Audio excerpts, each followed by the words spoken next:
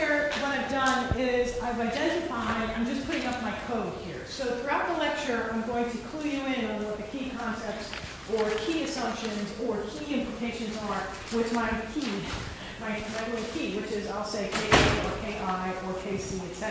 throughout. So for your own sakes, because boy, there's a lot of these key concepts, key assumptions, key implications throughout.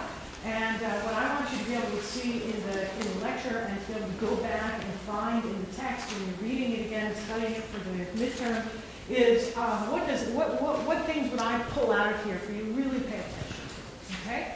So throughout, you'll see these little, you'll see KI or KP or something along those lines. Okay. Okay, so Tajfel and Turner, we're going to start there. Tajfel and Turner posit two extremes of social behavior. They, and I struggled for a long time with how to describe what is a continuum of social behavior. How would you describe that? What is that?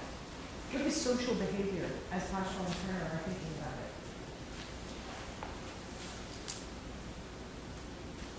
Yeah, go ahead, Shana. The kind of behavior specifically about your interactions with other people. Good, so they're describing how you interact, right? I would relate. I was trying to translate this because when you think about interpersonal or intergroup relations, what are we talking about there? And what they're characterizing is not how groups relate to each other or how people relate to each other. It's how what characterizes how you relate or interact with another individual, okay? So in your mind, we're going to think about this as a continuum that can characterize how it is that we might think about how you're relating or interacting with another person. So on the one hand, we've got interpersonal, and on the other hand, we've got intergroup. And I want to spend a few minutes thinking about what it means for behavior to be on the interpersonal end or the intergroup end of the continuum. So I want you to get out Tajfel and Turner if you haven't already. Because we're going to work a lot with the text today and think through, find these little nuggets in here, and make sure we have a good overview of how this text is put together.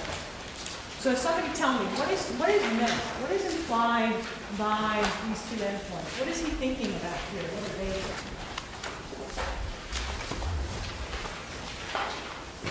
So you can either be a definition, or you can be in your own words, whatever you like. Yes, Andrew. On the one, the interpersonal side, they're thinking that individuals, two or more individuals interact with each other based on their individual preferences. Good, good. Interact based on their individual preferences. Can somebody pull out the line for me and read it to me?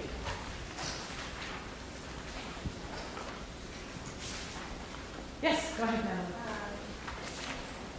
The interaction between two or more individuals that was fully determined by their interpersonal relationships and individual characteristics, and not at all affected by various social groups or categories to which they respectively belong. Good. Interaction between I and J determined, we'll say fully in parentheses, by individual characteristics of I and J. Where was that? Can you just put that, tell me what page? 34. Good. Okay. Now, before we get on to intergroup, I want some examples. What does this mean? Either raise your hand and give me an example, or tell me what it means to have an interaction determined by individual characteristics. What does this mean? Yes? To get out of any sort of social context. That for example, I was listening to you based purely on what I know about you. Good. So it could mean no social context, and you also said interact based on what I know about you.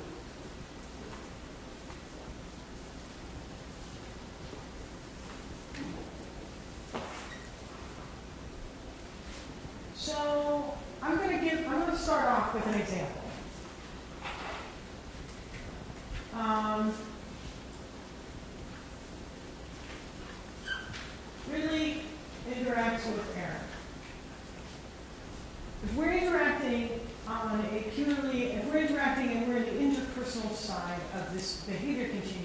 then our interactions can be characterized by the things we know about each other.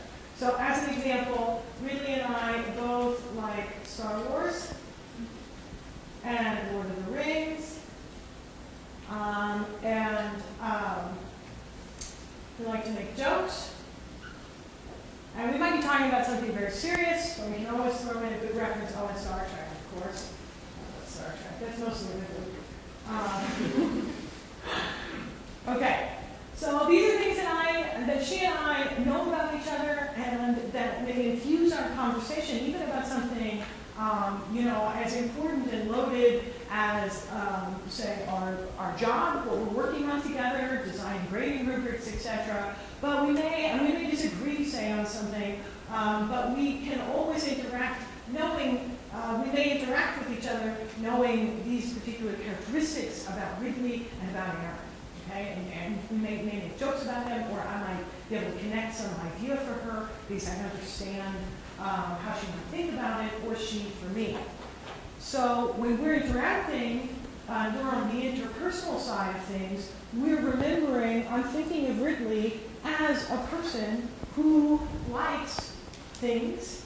And that would not be true, especially if I started listing all the things I know about Ridley. This would really only boil down to interacting and thinking about her, the individual, okay? And relating to her from one person to another, okay? So that is, one might think of that as interpersonal interaction, where interaction between Ridley and Erin is determined by the characteristics of the two of us interacting, okay? So give me another example. Let me hear one from you guys. Give me an example. Yeah, go ahead. I was like the names right, Mary Madeline and James Carville from the mid-90s, the Republican strategist and the Democratic strategist who got married. Oh, yes, okay. Yeah, they're on a lot too, so on TV, aren't they? I don't know. Okay. But so go ahead. But I like this because you can sort of look at it from both sides of this. So from the interpersonal perspective, she's a Republican strategist, he's a Democratic strategist, but they're married. So in terms of their marriage, they're interacting with each other, presumably based on their individual selves and character points. That's right. It's what they know about each other, and they may be fighting, or they may be discussing, or they may be trying to work out a problem. And we can say that if they are interacting at an interpersonal level, he's saying to her, "But you know you don't like this, so we should think about the following," right? And you can start to see these are the characteristics of an interaction where two individuals are trying to interact and relate to each other, one person to the other. So now, let's leave this example up and let's talk about the intergroup. So somebody, give me the definition for that.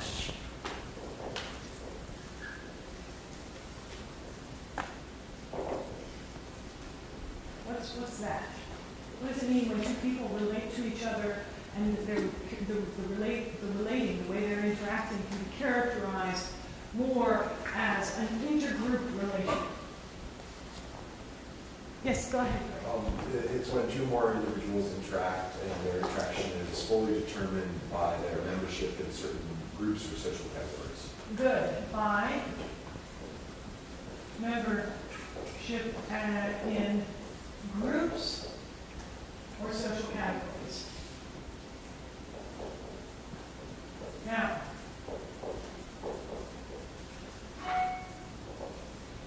that's also page 34, right below there, right? So now let's go back here to this example of the Democratic and the Republican strategists married to each other, and one of them throws out, "That's such a Democrat thing to say." Well, something just happened in the discussion, right? Something just happened, and now these two people, their interaction might be better characterized as relating an interaction where the interaction might be better characterized as determined by the membership of the groups they belong to, right? So all of us sit on a whole host of individual characteristics, things about us that are unique to us, and we sit on a whole host of things that characterize us by virtue of the groups and the social categories we are affiliated with. I'm a Democrat, I'm a University of Michigan professor, I'm a mother. Those are groups or social categories that I affiliate with. I don't always interact with a person from one mother to another mother. I might interact from one person to another person, even though both of us are mothers. Right? So moving along this continuum, we can start to think about what are the characteristics of the interaction that lead me to characterize it as more interpersonal or more intergroup. Okay. So we've got some formal definitions for these two endpoints, and of course, immediately what comes up is, well, what is a group? Yeah. Do you agree with their statement that pure forms of interpersonal intergroup interactions are relatively rare? Do you? I do. Okay. I mean, I find it difficult to interact with people outside of social situations. I mean, in terms of husband and wife works, and they give, I think, one other example in here. Maybe not old friends, but otherwise, I don't know that there are really all that many pure forms of that in society. Yeah. What do people think? Yeah. Right. Well, the examples they give are love and war as the two sort of ideal, like, pure forms in real life. Right. So. Anyone else? Yeah. Well, it just seems to me that in general, intergroup is a way, especially in the modern world where we don't know the vast majority of the people, it gives us cues as to how it's okay to interact. So, I mean, like every financial transaction is more or less going to be in the intergroup part. So I would say in general, we've shifted towards like one side of the continuum. But is it possible, the question Chris asked is it possible, are there pure forms of intergroup where all your interactions are purely determined by your group affiliation? Let's start with that one. Everything you do, yeah. My first, when I kind of knew it was like a cult or something like that, you do kind of lose your individual. So I thought that was even on the closer, that it could possibly be. Yeah. Yeah, I mean, or, that's the way you've described it, sort of a continuing, constant forgetting the individual characteristics. But are there moments in our interactions where it's all group? Anything? Anybody ever experienced that where it just turns into, yeah, Shonda? I'm from Ohio. And Oh, okay. Well done. I'm from Ohio and have a family full of OSU employees and students. And I feel like I'm the receiving end of that. Sometimes. Usually Yeah. here. Fair enough, yeah. It could be at the Thanksgiving dinner table, right? You ask people how classes are going, et cetera, and then suddenly you're in a discussion about, well, you Michiganders, right? And boom, you flipped into. Now, I don't know if it's possible it's fully determined, but I think you could argue that there are moments where it is entirely determined by group affiliation. The other side, I don't know, by the same thought experiment, are there times where you're able to leave behind all of the social context and simply relate from one person to another? This is kind of what I took issue with in the article, was I think that things are pretty far away from interpersonal at all points. Like you're talking about like Lord of the Rings and Star Wars with Ridley, like that's an in-group discussion. And it's probably motivated by other people in that group and what they think about Star Wars and Lord of the Rings. So I think it's hard to get away from only basing an interaction off of information that only the two people have. But it's not, so I would say it's not that I only know this about you. It's the way I read this is it's the sum of things that characterize who you are, that eventually only can characterize you. I could list a set of characteristics about you that become entirely unique in the list. That there are certainly, I hope, people here who like Lord of the Rings, right? So that would not distinguish Ridley or me or anybody. But as I start listing, that sum becomes unique. And when I'm interacting with you and I'm thinking of the things that make you you, and I'm thinking of the things that are making me me, and I'm forgetting entirely, as an example in the Ridley-Erin interaction, that Ridley's the greater and I'm the professor, to give an example, right? Then I'm all the way over on the other edge of the continuum in that interaction. And when I think of all the things that make you you, not and absent the backdrop, absent any of the other categories or groups that we might belong to, even though arguably some of the things that make you are the groups, right? So the question is the interaction determined by my relationship with you and the individual things, the things that make you unique, or is it determined by the groups that we occupy? Okay? So that's sort of how I read it. It's not that I only interact with you based on those things which are totally you, that no one else in this room shares. No, there may be many who share Lord of the Rings, there may be many who like Star Wars, but as I start to list them, there's only one Adam, right? That's the way I think about it. Okay. All right. So it's a good question. They definitely step away from it. They say that's the really abstract, is that it's fully determined, recognizing, I think, that there's always a backdrop of the unique, either who you are or the group, the social environments that determine the interactions. But the thought experiment is that we can go all the way to the edges. Okay. So we've got these two extremes of social behavior, and as soon as we start trying to define what the intergroup interaction might look like, an interaction determined by the membership we have in groups or social categories, well, we have to ask ourselves what a group is. So what is a group in Taishko terms? What is that?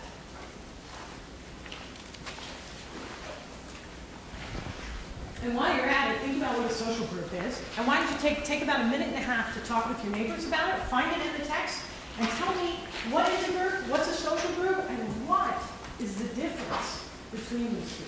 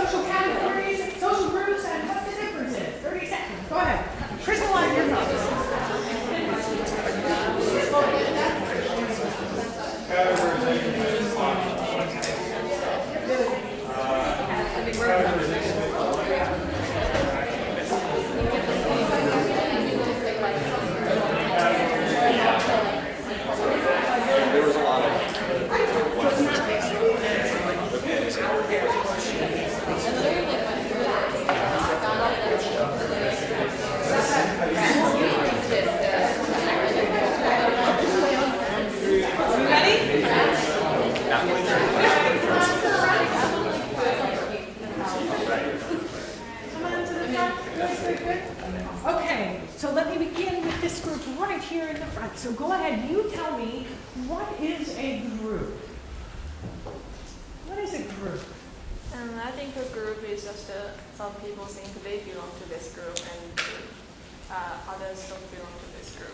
But social group, they need to consider their self-evaluation and self-category, social category. Just after that, they can think out whether they belong to a social group. Good, good. So what you've identified for us, which I really, really like, is group,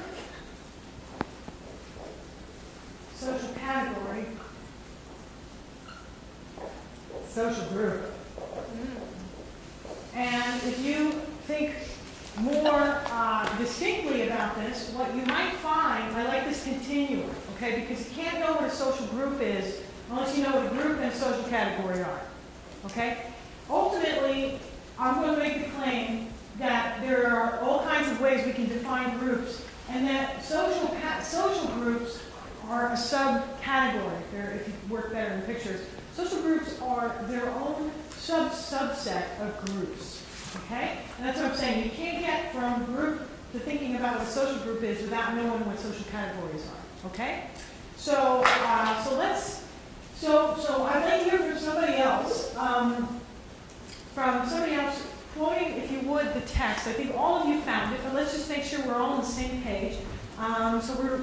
This section on page 40 is really at the heart, is an important section in this text. So when you're going over this text and synthesizing today's lecture, I want you to go back to this section, okay? So we have many orthodox definitions. I'm just reading off page 40, right under social identity and social comparison. Many orthodox definitions of social groups are unduly restrictive when applied to the context of intergroup relations. And I'm going to skip down a bit. The groups to which the interactions belong need not depend on the frequency of inter-member interaction, systems of role relationships, or independent goals. From the social psychological perspective, the essential criteria for group membership, as they apply to large-scale social categories, are that individuals concerned define themselves and are defined by others as members of a group. Okay, so if we define group, I liked your definition, which was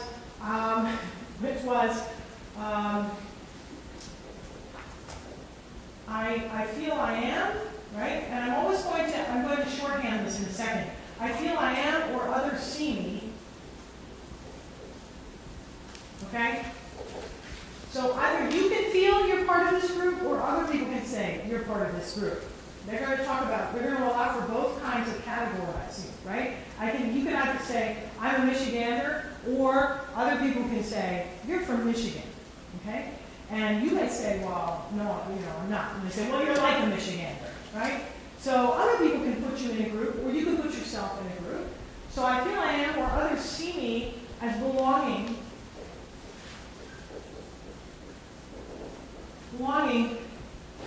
to some collection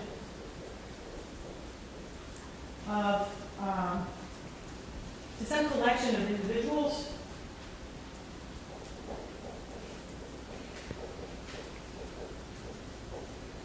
who share some characteristic. Okay, good. So I'm going to call that a group. That's kind of uninteresting, right? But the point is, let's get to social groups now. So we can conceptualize a group in this sense as a collection of individuals who perceive themselves to be members of the same social category. So what is a social category here? What is this? What's a social category?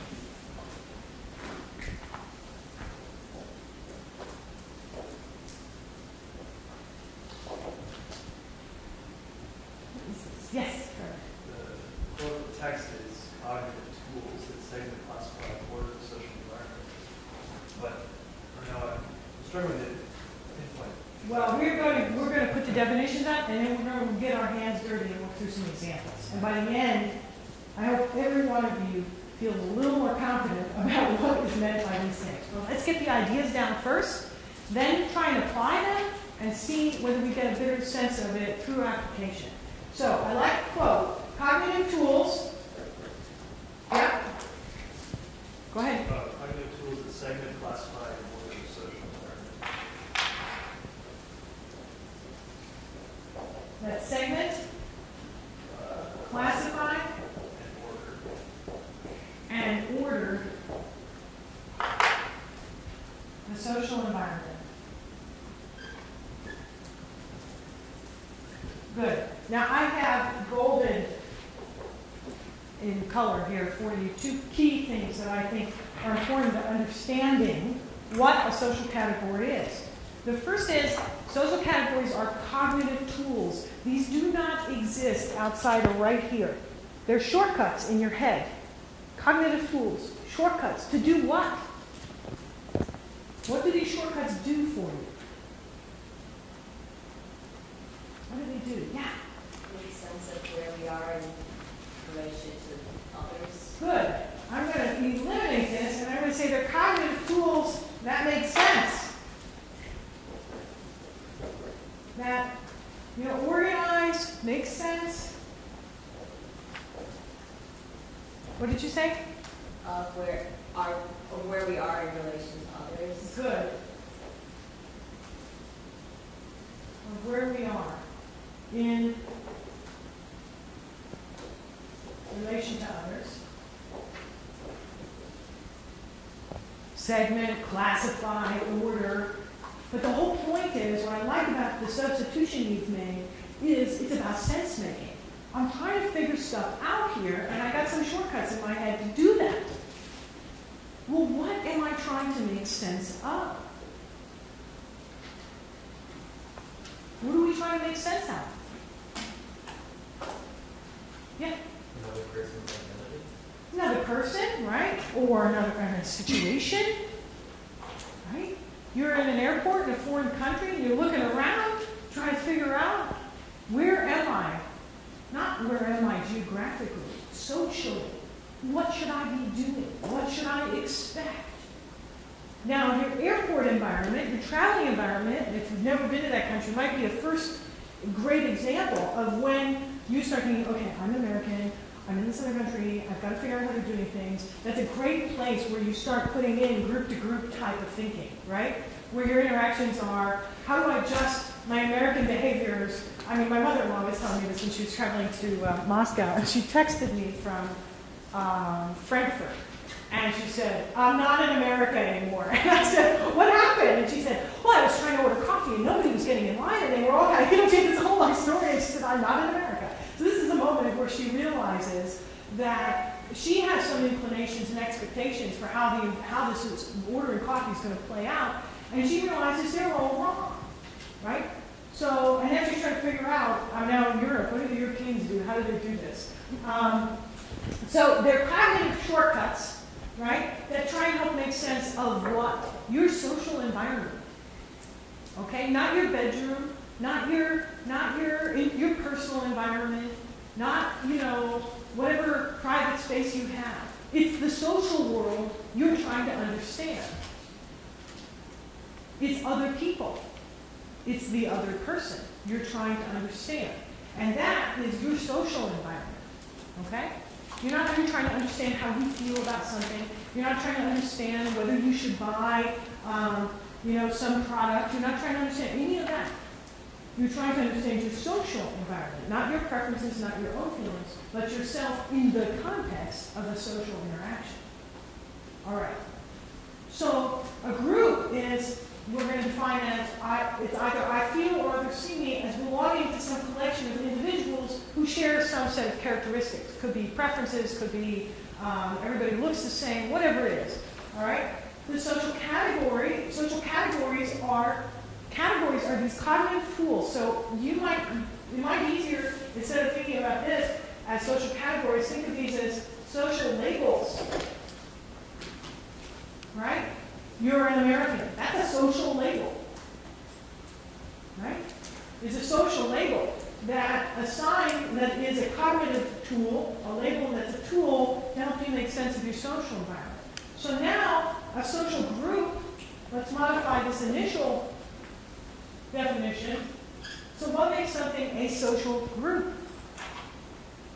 And maybe the thought experiment is, are all groups social groups? And when I mean social groups in this class today, I don't mean groups that talk to each other. They're not social, they're not chatty. I mean they're groups that are understood in the context of a social environment.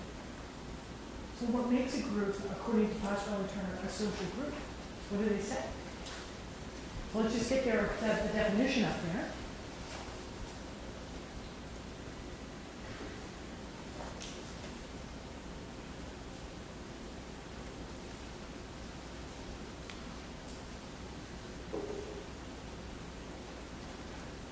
You got it?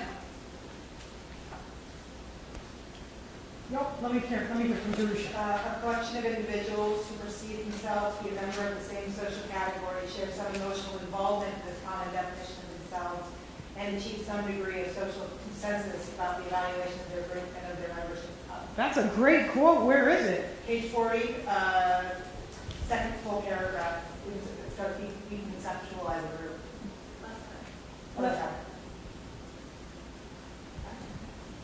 In this one? Yeah, we can conceptualize a group first. Oh, okay, good. So we are third paragraph down. We can conceptualize a group in the sense as a collection of people who perceive themselves to be members of the same social category. Let's just pause there for a second. What does that mean? I perceive myself to be part of the same social category. And I substituted this word social label. I perceive myself to share the same social label with you. What does that mean? Yes? I perceive myself as certain characteristics and views in common with Not quite. So I think what's missing here is an example of a social label. So let's generate one. Give me an example of a social label for a social category, if you prefer. Yes? UM student, I like it. We're just going to list a few. U of M student. That's a label. What's another label? Chandra. Race is not a label. What's a label? Asian. Asian. Okay. What's another label? Anything. Social labels. Give me one. Nerd. Nerd. Good. Another one. Athletic. Athletic. Or athlete. If you don't, can I do that? Sure. Okay. Athlete. Another one. I'm going to put one. Wife. Another one. Brony. Brony. Oh, come on. Those are boys who like My Little Pony. It's random, okay? The only reason I know that is because I've been a 11-year-old, and I'm not sure what that says about you. Okay. Bronies. Yes, there is a group out there. What else? Another. Give me a couple more. Grad student, good. If you're from another country, give me a label from your country. What's a social label? Anyone who here grew up or was born in a different country than the U.S.? Good. Let me hear. Phil. What's a label from your country? What's the label for my country? A social label. There's a label called CHAD, C-H-A-D. Okay. And that would be like, it's derogatory actually, more minor derogatory, something like trailer trash approach. Okay, trailer trash. Good. You raised your hand. Go ahead, Danny. Let me hear. What would be one from your country? Maybe hardworking. Hardworking. Good. That's a good label. And you know, also another place to think too here is in the space of politics. They're often derogatory, but they're also just, even with no negative connotation, defining social labels. The progressives in this country, as an example. So who else raised their hand? If you're born in another country, what's another label that you might have? What do you think? Another label. We only have 3 or 4 people? Or were you all? You guys are laughing in the back. Let me see. Come on. Let me hear one. Korea separated north and south, so northern Korea is very different. Okay, do you have a label that you call people from the north? Yes, because the accent is very different. So some people come to south from north, and we can call them Korean. Okay, so that is a social label. Yeah, good. Okay, so we've got a couple examples of social labels. All right, why are these social labels? Let me start with, I'm going to erase this if that's okay, so I have a little bit of extra space here. Let me start with an example myself, okay? So I'm going to take, the example I'm going to take is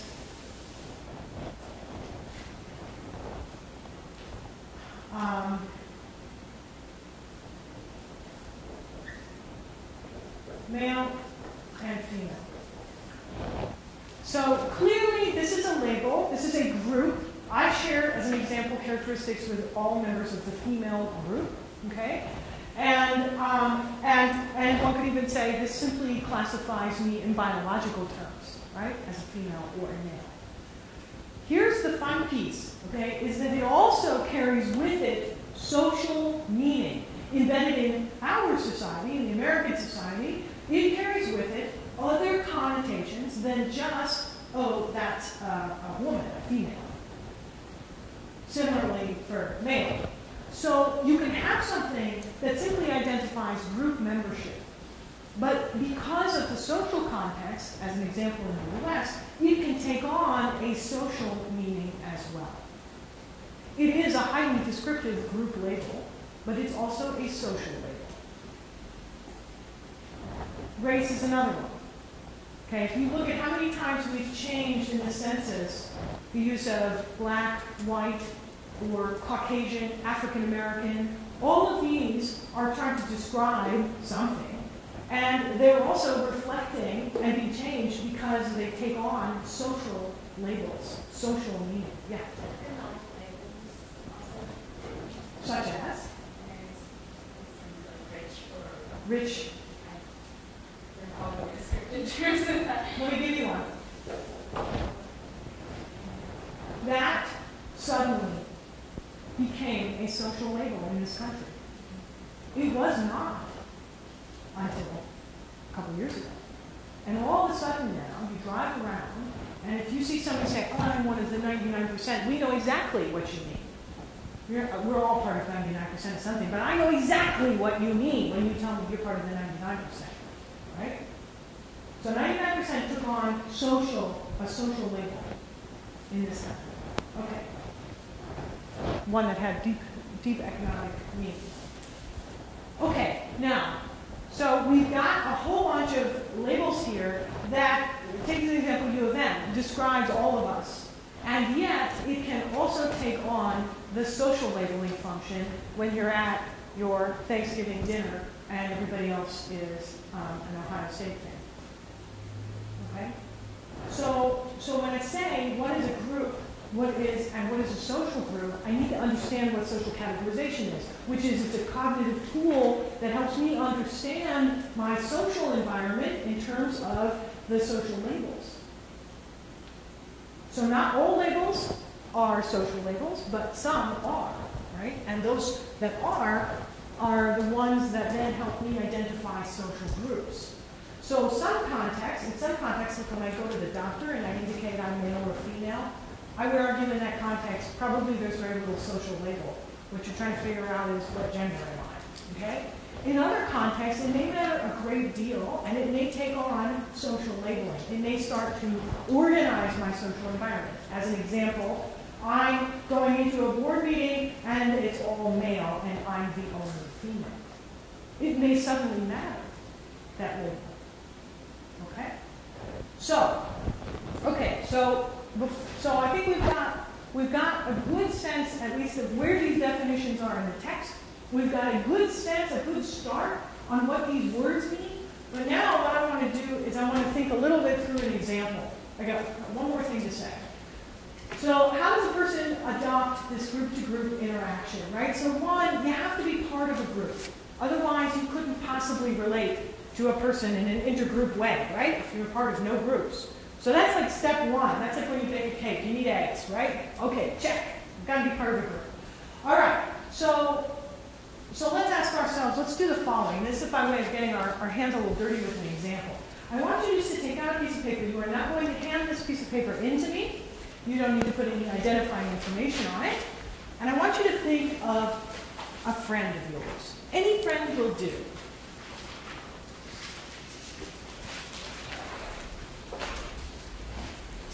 Okay, you got this friend in your head?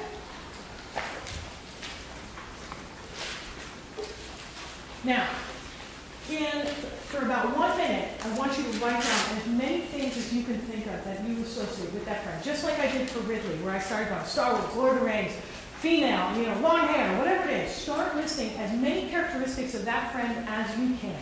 Okay? And do it if you can down. What you're going to do, just a second, I'll start the time now. You're going to take your piece of paper and either do it or imagine 3 columns. Okay? So I want you to start with the characteristics over here and just list them straight down like that, okay? As many as you can. Take 1 minute.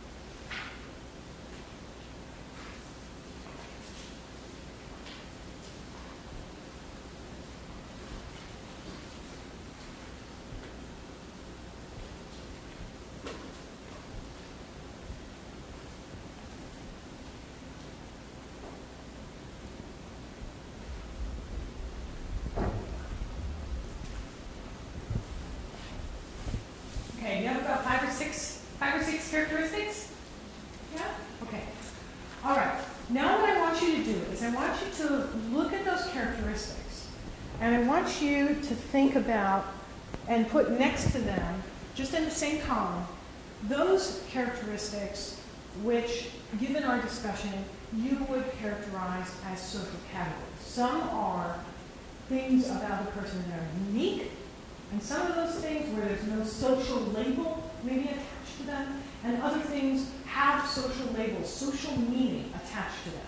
So just circle or highlight in some way for yourself, this is probably also a social category.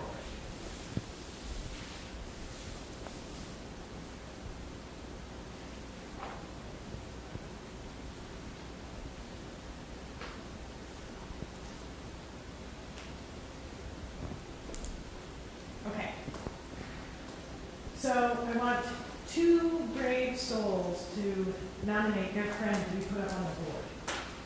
Who would like to share their friend characteristics? I'm going to write down the characteristics.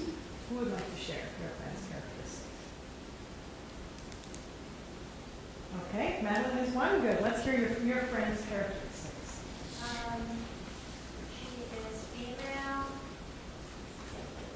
vegetarian. She's a consultant. She plays the violin. She likes meditation. And running. Okay, great. Good. Now, the rest of you, I'm going to ask you at the end what you circle. I would like you to look at this list and tell me which of these characteristics might also be social categories.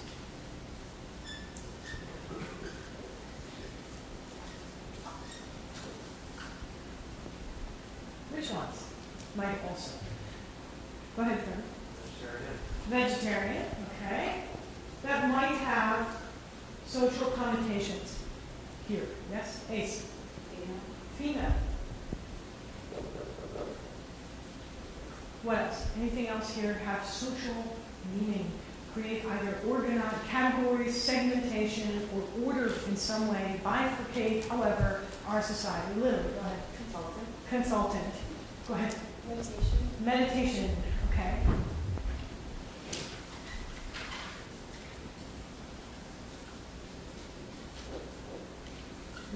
Yeah, yes. Oh, Ace and then Sean. Yeah. Violin. Okay. Shonda? I was thinking the difference between saying I like running and I'm a runner is very different. Good. Back to you, Madeline. Is she a runner or does she like to run? She likes running. Okay. Is she a violinist or does, I mean, even if not professional, does she consider it? Sure. Okay. Okay. Meditation? She likes. She likes it. Okay. Okay. Now, each of you who had, those of you who picked these and said they were social categories, I'm going to try to remember who you were. Tell me, why did you say it was a social category? So, Ace, I know you said female. Why is female for you a social label? It has some social comments. Okay, vegetarian. Who picked that one? Yes. Personal experience, I know it's a social category. Okay. Because why? What is it about it? Is it the way people, when you say I'm a vegetarian, they react? What is it that tells you there's some social label going on here? What is it? Well, they differentiate themselves from you by calling you, labeling you a vegetarian. And then people say, oh, you don't want this meat. So people calling out and identifying, you're a vegetarian. Okay, good. What about for consultant? Who said that one? I can't remember. Yeah, Lily, go ahead. They're just different than the rest of the business world. There's something that sticks out about them. Maybe people travel a lot. And this persona to them that's very different. And they relate to each other all the time. They're like, oh, you traveled there this week? Like, yeah, I traveled here. Where'd you go? Did you say? Oh, yeah. Okay. So there's certain behaviors, and the other group members respond to those behaviors. Yeah. Okay. They recognize it. It's almost like a dance. Yeah. Okay. Good. So we've got our social categories. We've got our characteristics that this individual has, and many of them, it turns out, are part of the or do have social labeling associated with them. Now, Madeline, what I want you to tell me is which one of these. I want you to rank the characteristics by how important they are to your friend. So, as an example, would she say, of these, the most important thing to who I am is that I'm a consultant? If you had to rank them, give me the top three.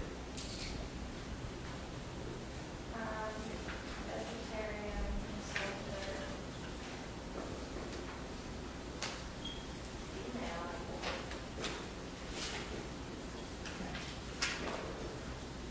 Good. Okay. Now, as you look at your own list for your own friend, I want you to think about, in that third column, I want you to rank just the top three of those characteristics that you deem social categories. Which are the top three that matter most to the friend that you described? Of the social categories, not the characteristics, the individual characteristics, but the social categories. Which ones would they say, boy, that is most important to me for who I am? I'm from the Midwest, whatever it is.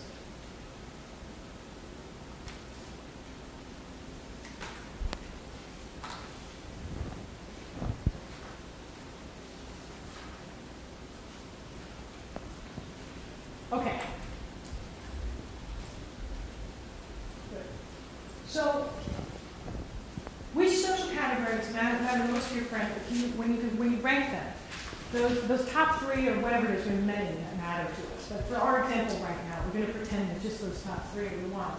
I'm going to say that is what defines the social identity. All right. So what we've done is we've uncovered in each of your friends' cases that aspect of their identity that is their social identity. So more formally, it's defined in the text as, it consists of those, this is on page 140, that second column there, the section I was showing you. It consists of those aspects of an individual's self-image that derive from the social categories to which he perceives himself as belonging. So going back to Madeline's friend, her social identity, the piece of her that comes from the social environment she is in and the social groups she feels affiliated with. Her social identity is driven by her identity as a vegetarian, her identity as a consultant, and her identity as a female. That is where she derives her sense of self from the social environment and from the social categories in that environment. Put differently, her social identity are those aspects of her self-image that come from the social categories. Note, there were many other social categories that she was perceived by us, at least to be part, she was perceived by Madeline, we have these characteristics. We saw them collectively as also many of those characteristics as having social categories, being social categories. But her social identity only derives, in our mocked up example, from these three, even though she's a member also of other social categories. I am a member of being a mother, an assistant professor, a female, and having lived half my life in a different country. Those are 4 different things where I might be considered have social labels associated with, but there are only 2 of those that really matter to me, right? Being a mom and being an assistant professor. Those are the 2 that determine the social part of my identity, even though I'm a member of 2 others in addition. Yeah? So questions about this? Questions about this?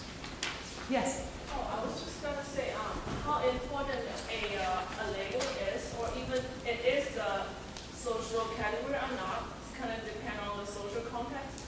That's so like true. the running, so now it's not a social category, but like maybe one day there's a like social movement or a social issue about running, so that can be a social category. Yes, and that's a great observation. So, as an example, pre-World War II in Europe, just because my head's there right now, being Jewish maybe wasn't at the forefront. It didn't have quite the social categorization, social labeling that it then came to have, right? So whereas it wasn't at one point in time at the forefront of someone's identity, it became the determining factor in many people's cases of who they were, right? So that's a case where some other process created an environment where suddenly social identity was not only very, very prominent, but became very important. Maybe wasn't prominent in those people's mind and I'm also a citizen of the Netherlands. I'm all kinds of things. But suddenly, over time, it didn't matter where you were from anymore. It just mattered, are you Jewish or not, right? And that had nothing to do with the individual, but all to do with the social context as it was changing. So that's a very stark example. So yes, it could be that at some point running is not so critical, but suddenly it becomes critical because of the social environment that you find yourself in. Okay? Okay. Any other questions before we move on with this now synthesized in our heads? We have a sense of what it means to be, what a social group is, how social categories help organize and label the environment for us, that they're cognitive tools, they only exist up here, right, to organize our social environment, and how certain aspects of our own identity are defined by the social groups that we're part of. And we're going to call those aspects the social identity component of our identity. Yeah, there's a question over here. Yes? So if you could go back to your kind of differentiating group versus social group, and then kind of, I don't remember exactly why it's not but what exactly part of it was that definition? Yes. So I was trying to, the question is, what is the difference between a group and a social group? Can we just kind of get that a little crisper? I was trying to point out that not all groups are social groups in the context of Toshko and Turner. Social groups are special groups that have social labels associated with them. That was what I was trying to just distinguish for you. Is that we're members of many groups. I like to give the example of eyeglass wearers. Many of us here are in the group of eyeglass wearers. But there's no social label attached. It's a group, but there's no label around eyeglass wearing. But I guess that's where I would be kind of confused about things. Like, I don't know, I feel like all of these have some sort of social label. They do. They do. We're in the world of continuums. So we're trying to create stark examples to solidify in our minds, but you're right. Right? It could be that there's some social connotation attached to wearing glasses, but it's the most neutral one that I can think of right now. T-shirt wearers, right? We can group ourselves by whether we're short sleeves or not. But does it really have any social meaning? Not really.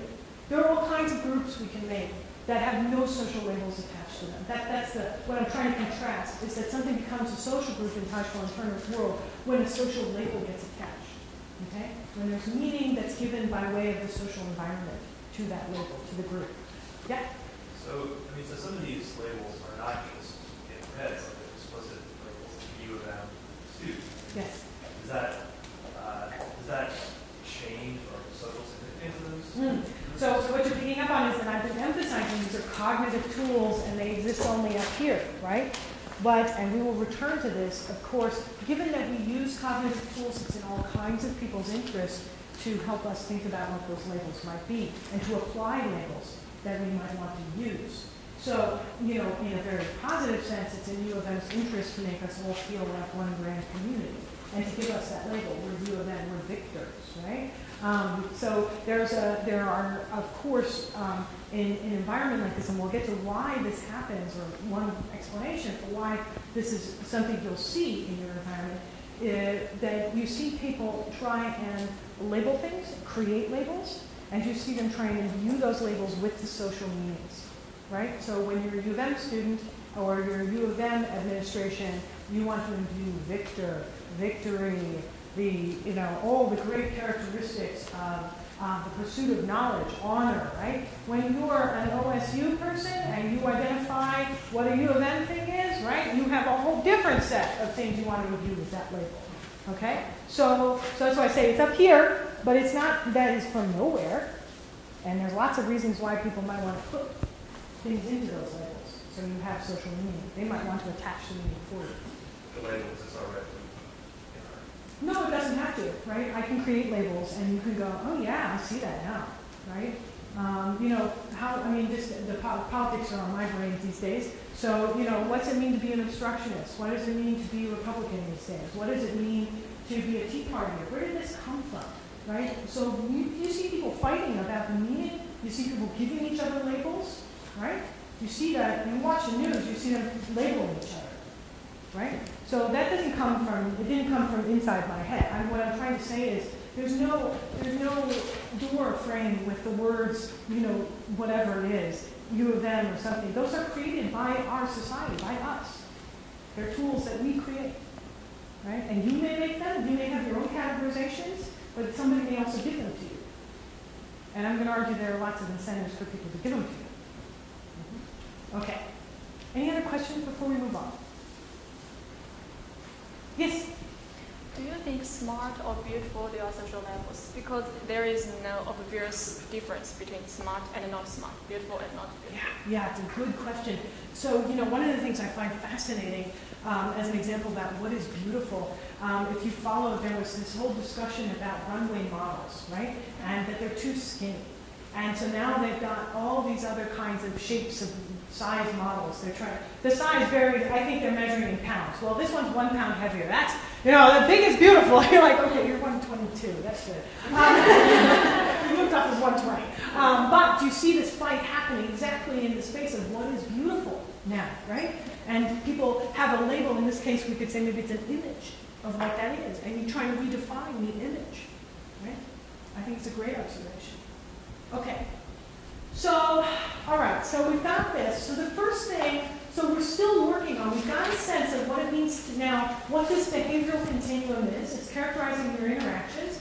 We've got a sense of what it means to interact in an interpersonal sense and what it means to interact in an intergroup sense in the following way. We started to unpack this. We've now got unpacked and we've understood what it means to be part of a social group. And now, in order to interact from group to group, right, or from one group to another, the first thing we have to say is you have to be part of a group. Otherwise, you couldn't relate to someone from one group to another, right? So we're still unpacking what does it mean to be on this end of the continuum, okay? And so the first thing I'm going to say is that, well, you have to perceive yourself to be part of the group. Otherwise, you couldn't possibly interact with somebody from that group to another, right? All right. So now we're going to ask ourselves what social and psychological phenomena are involved in the development of making you think you might belong to a group, right? So first we got our head around these concepts a bit, and we introduced the notion of social identity. And we said to ourselves, all right, so the piece of your identity that you define as about yourself through your membership to social groups, that's what we're going to call your social identity.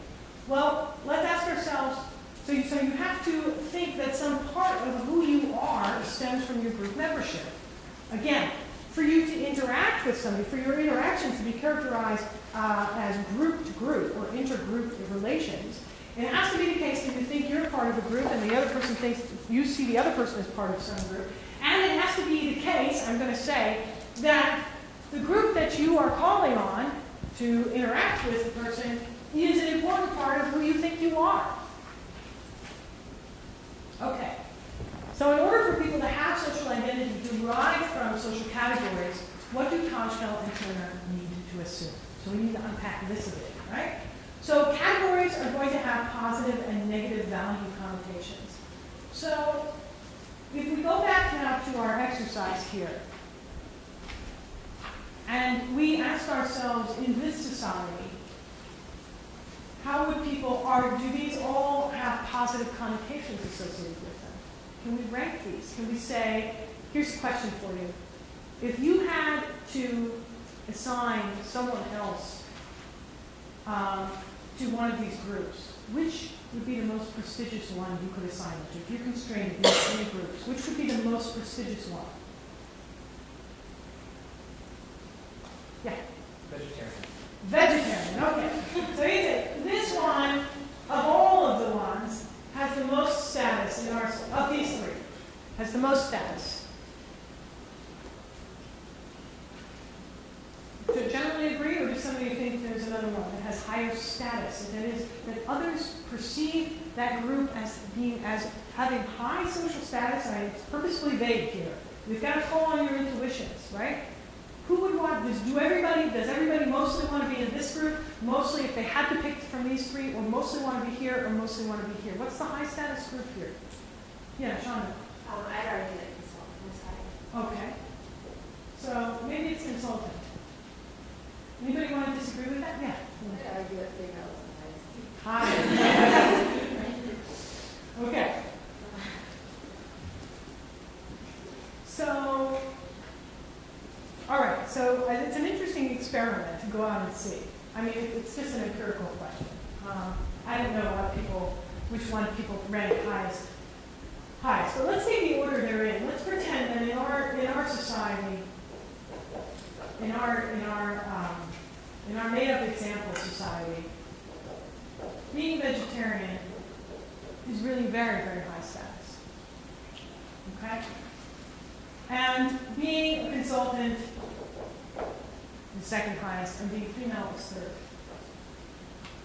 Okay. So what this says is that if you went out and asked people, you are going to have to be part of some social group, one of these three, which do you derive the most status from?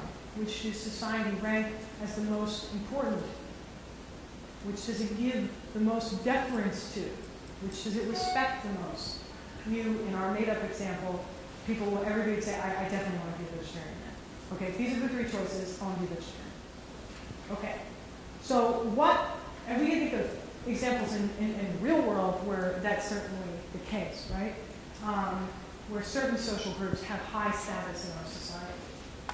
So here at the University of Michigan as an example, I would think among the professors, high status are people who publish a lot, right? In high-value journals, not in low-value journals. So those are high status. That's a high status, and it's a high social status. So social categories have positive and negative value connotations. And so the exercise, when you see a social category, is can you guess how most others would rank the prestige of being in that group? Okay? Here's another example. Being a University of Michigan student, if I put up there for you, U of M and two other universities, let's say UC Davis and Tulane. I don't know, I'm making these up, but you can definitely imagine that people have rankings and believe that some of those universities are higher status, more prestigious to be a member of than others, right?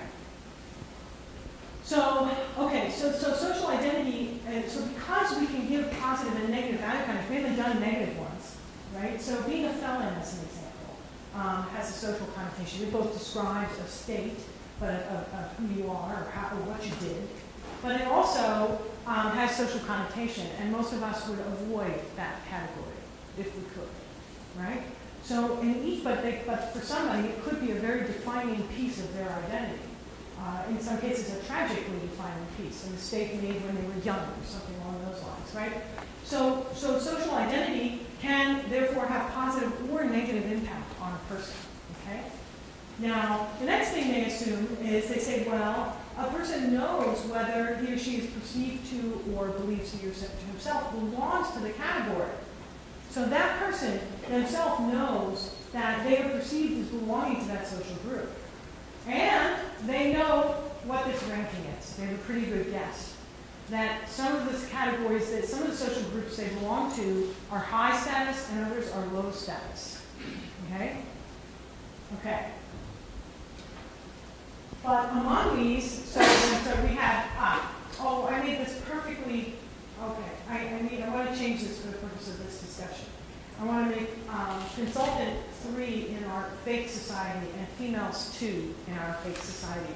Because the thing is, this person, Madeline's friend, she knows what's most important to her identity, and she knows the status of these. And in the case of the consultant and the female, what's most important to her her identity is also the lowest status in this society.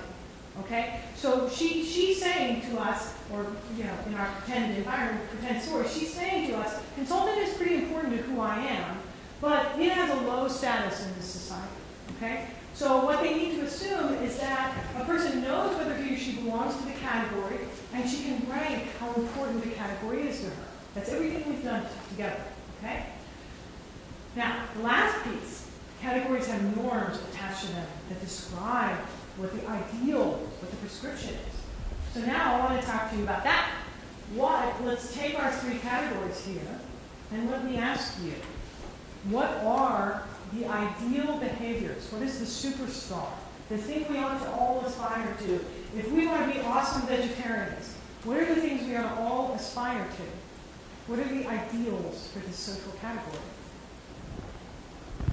And I want you to imagine, in this case, what your grandmother would say. Okay? So imagine you went to grandma and you say, Grandma, what do you think, or Grandma, what do you think an ideal vegetarian, what are the ideals for behavior for this group? If I told you I was going to be a vegetarian, what should I do to be the best darn vegetarian I could be? What would Grandma or Grandpa say? This is where you get all kinds of crazy 50, 70 decades ago responsive. But what do you think? Yeah, Jonathan. Well, I guess part of it would be commitment, so the idea of not lapsing. Good, prescription. So I'm going to erase just for a moment the status stuff, and I'm going to put up the prescriptions for behavior. This is what, if you wanted to be the best of this is what you would have to do. You would have to be consistent and not lapse. What else? Yes? Like a strict interpretation of it, so not like pescatarian, like something like that, or it's A pure form or something along those lines. Like just smush it in there. Go ahead. What else? What are the ideals for vegetarian? Anything else that makes somebody the best vegetarian, according to Graham? There's probably somewhat of idealistic part of it, so the idea of like why you're doing it might be important. So like say the animals versus I don't like meat. Okay. So you have to apply the rules consistently. No squirming out. No small nudges, fudging, and you have to have some reason for why you. It could be animals, could be environment, could be religious, some reason, right? What else? Anything else for, yeah? My grandma would say that she expected to carry that in other areas of their life as well, so. Oh, okay, so consistent and generalized. Yeah, so perhaps supporting a charity that takes care of animals, Good, generalized outside. Okay, good. Consultant, what are the ideal behaviors? The Superman consultant, the Superwoman consultant, what do they look like? You want to be the best darn consultant out there. Yeah, Shonda. Extrovert. Extrovert, what else? Workaholic. Okay, I was going to say, I'm going to inject myself here. I think they work all the time, yes. I think that the ideal consultant never stops, 24 hours a day, available, sleeps with their whatever communication device, yes. Makes a lot of money.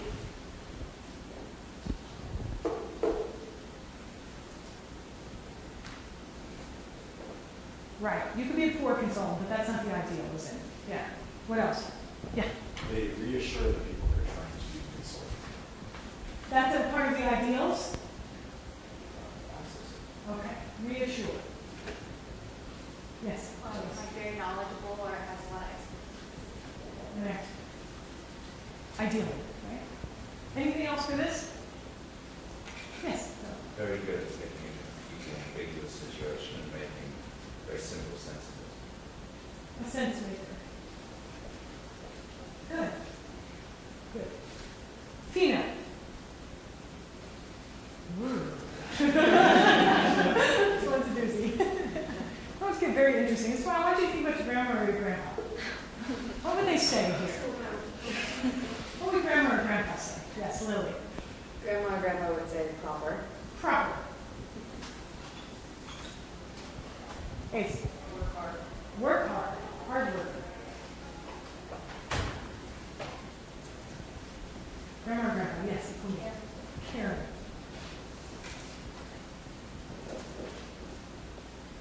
What else would grandma or grandpa say? Yes. Should feel to do it all.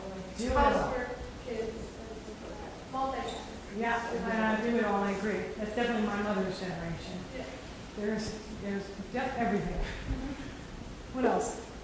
What else would grandma or grandpa say about the ideal woman? You, as a woman, have to live up to this. This is what you should be living up to. Yes. Okay.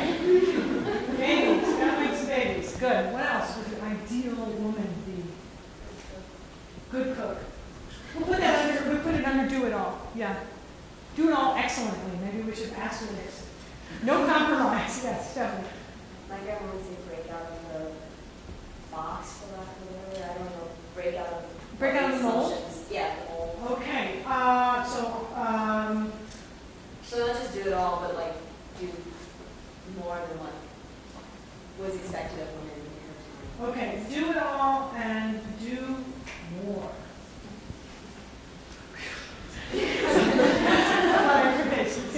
Maybe in connection to do more like feminist. So, can you give me just an item within that category? Recognizing that's a large set of behaviors. Supporting women's rights or something. Supporting, okay, so maybe there's even what you might vote for. Women's issues, as an example, yeah. Anything else? Last thoughts on what grandma might say. Lily. So my grandmother, I don't know if this was a problem, but she'd be like dressed like a female. Dress like a woman. Yeah. Good. And, certainly in Afterwalk and Cranton, they talk about, in the workforce, long hair versus short hair, suits, pantsuits versus skirts. There was, some of that discussed even there. Okay, so we've got these prescriptions. Now, here's the thing. Why do we do this? Because each, I want to now take this down, and I want to do something in pictures. Okay, so each person, as I said earlier, a different way to think about this problem is that each person has aspects of their identity that I tend to refer to as idiosyncratic. All right? That is, they're just things about you. Okay? They don't, so I'll be a little bit fuzzy on that. And then there are things that we're going to call part of your social identity. Nope, right? And then there are pieces of you your identity that come from your group membership. Okay, and all of this constitutes your identity. Who you are. Defined by you, but also defined by how others perceive you. Okay? Idiosyncratic we haven't touched much on. We focused over here and we've said there are things about your identity, there are groups, and we use t-shirt wearing as an example of a group that has no social connotation. There are groups that you belong to, along with others in a class, who wear t-shirts. There are, these are what we'll call straight up just groups. And then there are other pieces of your identity that are where they stem from social groups. And we spent a lot of time talking about what those might be, how we define a social group. And one of them is, as an example, that you are female, and so you share your social group with the other females in this room.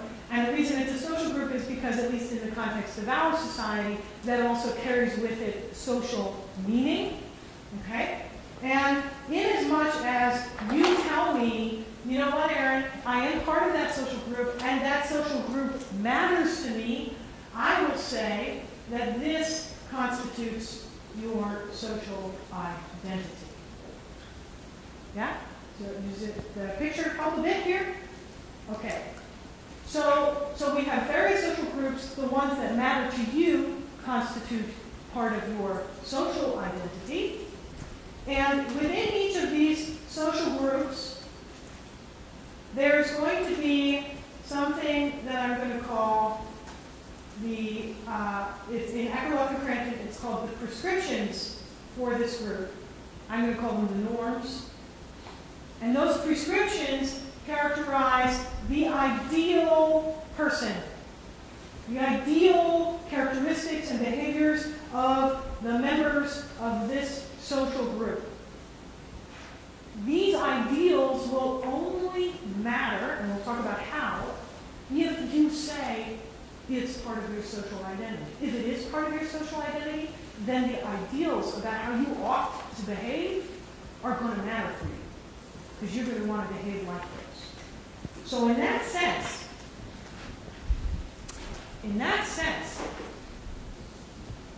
the categories have norms attached to them that describe how people in the category should behave. The norms are ideals or prescriptions for behavior. So we've just done that piece of the exercise.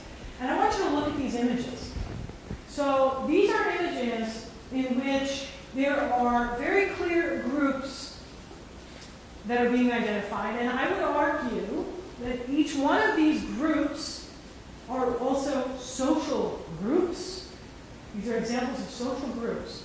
And each one of those social groups, in the first case, we've got Black is Beautiful poster. The second, this is a billboard that you will see driving to Ohio. If you drive there, I drive there quite a bit. And I saw this one about a year and a half ago. I hope it's still up. If you're ever driving, you'll spot it, hopefully, now that I've pointed it out. All American, Native American, this is a football player, and who is Native American, and this person, this billboard is saying they're all American. That is, they are part of our group, right? Our American group. Here we've got pro-life and pro-choice. And here we've got, I don't believe in global warming. This was an image taken after the, I think it was after the tsunami, and, or no, it was Hurricane Katrina, I'm sorry. So this was an image taken after Hurricane Katrina, and it was, I don't believe in global warming, and I would argue that in the US anyway, there are clear groups, social groups around those who believe global warming is A, happening, and B, caused by humans, and those who do not believe either that it's happening or that it's caused by human activity. And so what I'm showing you are 4 images of social groups, and in some cases anyway, you may find yourself positioned and affiliated. You may say one of these groups is part of your social identity. And in the first case, I'm going to argue this is an example of also an articulation of an ideal, a prescription.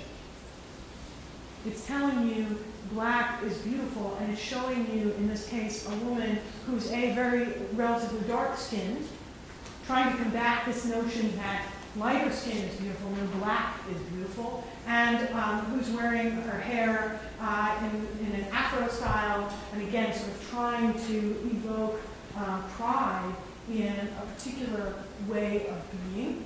And I would argue that that is, visually and in the statement, black is beautiful, a prescription, a statement about the prescriptions for people who belong in this social category, who identify with that category.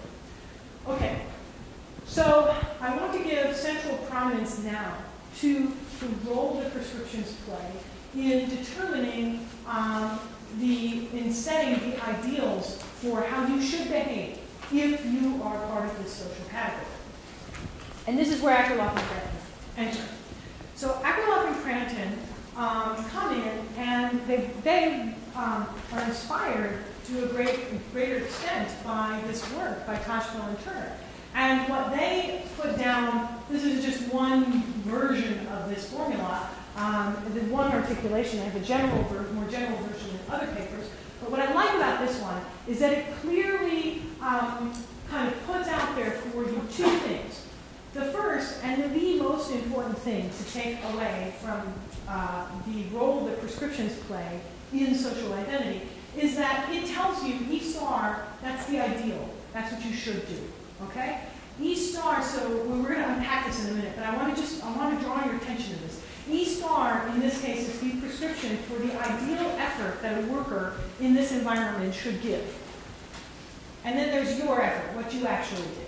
And what they've done by putting in utility is they say the smaller that distance is, the bigger the boost to your utility. Put differently, the closer you behave to the ideals of the prescription for that social category, the happier you are, the more utility you get from the action.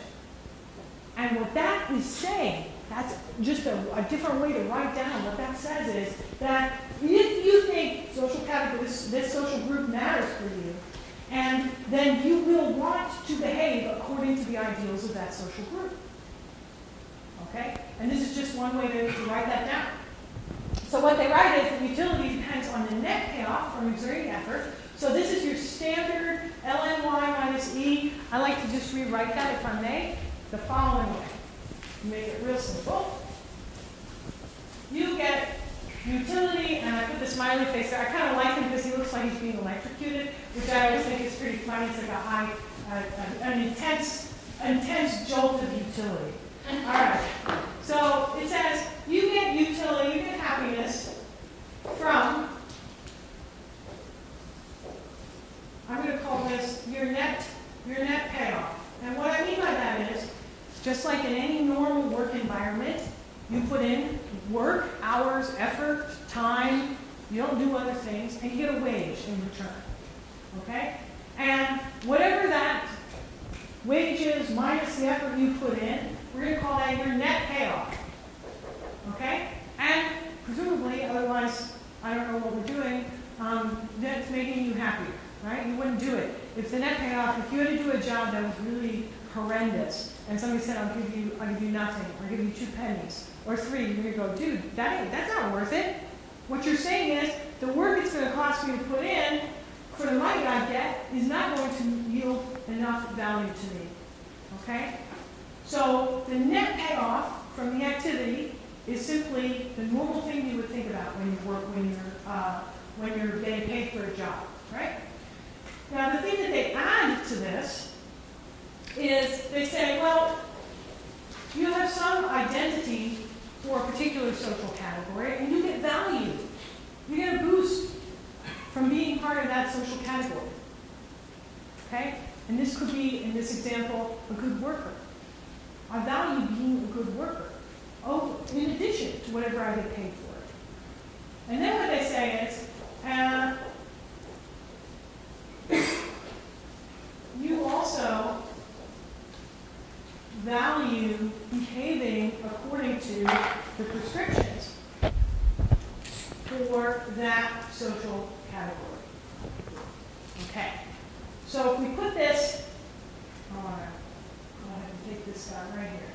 So if we put this on a scale, if you imagine putting this on a scale, okay, what you can imagine is that sometimes that what you want over here, what happens if you behave exactly according to how the ideals for that social category? You are the best employee. What happens to this just operationally? It goes away, it becomes zero. The more you are like the ideals, the more you engage in an action, in this case, very simple, E star, the ideal effort level, right? The less different you are from E star, the smaller this is, and hopefully it's zero. Well, what if it's big? What if you're really different? Then this is a really big number, and guess what? It gets subtracted off. All right? So you think about this as a scale, okay? So if you're really different, what's your goal, right? This is net positive, hopefully. Your goal is to hopefully minimize this. So you get all the positives of being part of that group and getting paid for the work you do. And the way you're going to do that is by minimizing the difference between what you do and the ideal prescriptions for that group. Okay. Put differently, the further away you are, the more negative the hit is. Both if you exceed the ideal prescription, because it's an absolute value, or if you fall short of them. So being different than what the ideal is for that group is going to cost you in this simple model.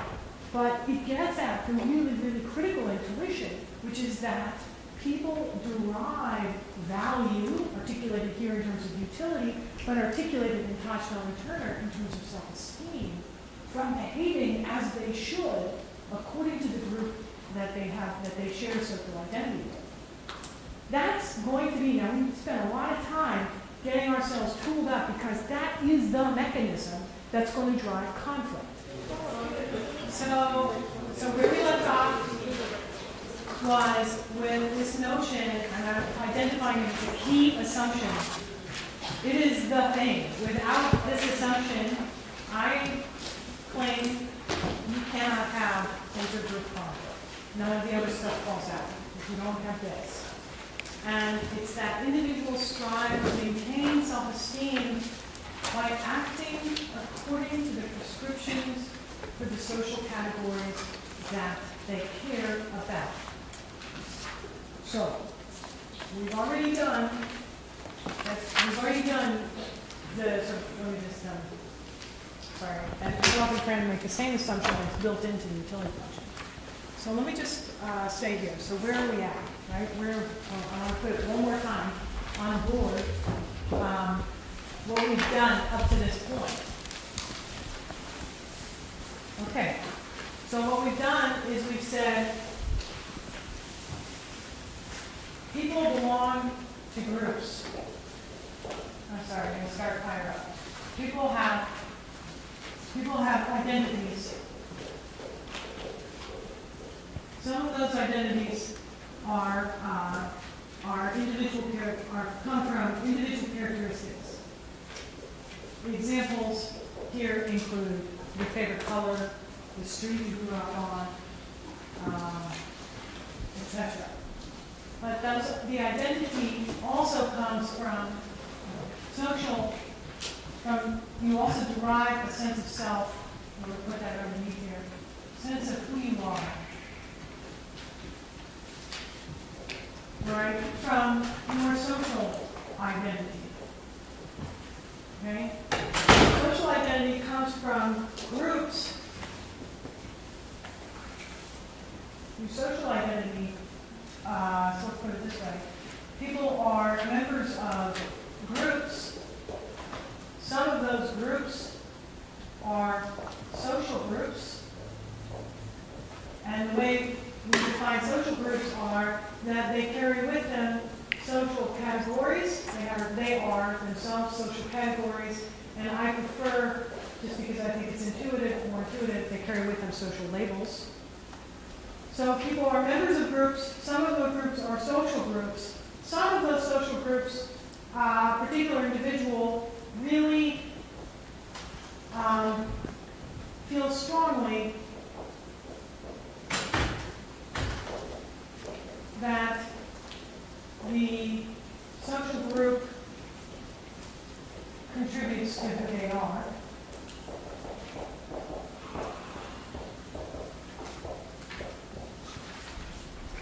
And those social groups in turn carry with them, each social group carries with it prescriptions, which I call norms,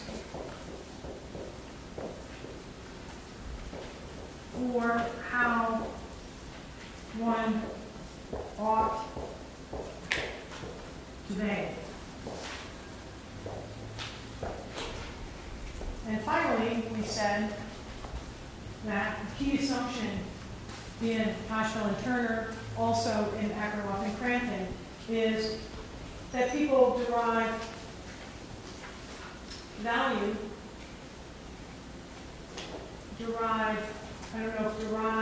value or utility or happiness, whichever works for you in this context.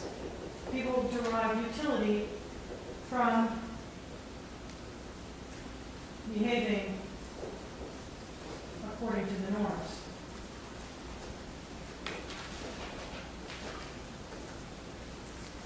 According to the norms. But only according to the norms for the groups, for those social groups which they feel they strongly contribute to their identity. Remember, I can be a female, a consultant, and a vegetarian, but all that matters to who I am, if you ask me, was that I'm a vegetarian. All three of those, female, consultant, and vegetarian, carry with them prescriptions, but the only ones that I derive utility from are the ones I care about, and in that example would be the prescriptions for behavior for the vegetarian. Clear? So that's where we've been at. That's where we're at, where we've gotten to. And this piece, when I was highlighting just before we took our break, was that feeling, is this last piece here. And I was telling you that this is critical because it says that you are going to strive to behave according to the prescriptions for that group. You will try to do so because it gives you pleasure, it gives you value, utility, self-esteem, if you're Hochfeld and Turner. Okay. What this means, these are implications now. Those are assumptions. Here are the implications. If all of that is true, what that means is people will want to be part of groups. So far, you have been a passive recipient of labels. You're a female. You're U of M. I've just been putting it on you. But what we haven't talked about is that people are going to go out and say, well, if it's true, if I derive value and self-esteem from being part of groups, then I am going to want to be part of a group. I'm going to choose my groups. So a key prediction coming out of this then is that intergroup differentiation will happen when people have internalized their group membership of an aspect of their identity. Going back to, if you think that this particular group is part of who you are, then, all right, then you will seek to differentiate that group from other groups. Why? Why is that? Why will you do that? Why will you try and differentiate, make different the group, make clear where the line is between your group, the one you're part of, and others? Why will you do that? Why? Yes?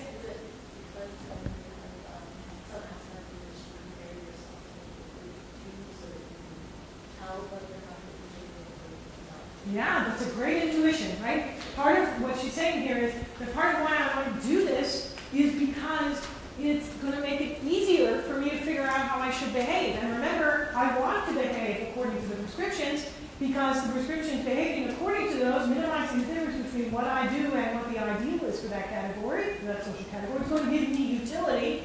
And it's going to make it easier if I know what my group is and I know what the prescriptions are for my group.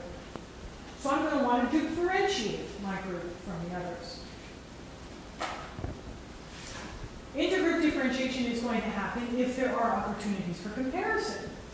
It's going to be harder if I can't compare, if I can't if there aren't things in the environment that naturally lend themselves to creating those lines. And I think, you know, skin color is a great example of this. It's that, you know, if it's easy, if I can see it, right? If I can see, you know, what the color of your skin is, that's going to be an easy way to draw a line. Height, right? Gender, all of those things are easy. I can't hide them. Very hard to hide them. And so those become then easy to differentiate on, okay? So if people have internalized their group membership as an aspect of their identity, they're going to try and differentiate their group. Partly, I think the intuition here is because it makes it crystal clear what the prescriptions are, right? Because the more the group is clearly identified. It might also be that differentiation is likely if it's easy to compare on some dimension, okay? And secondly, there may be differentiation may be likely if it's easy to figure out who the other group is. So sometimes it's easy to figure out who the in-group is, who the group is that's inside the circle. Sometimes it's easy to figure out who we're not.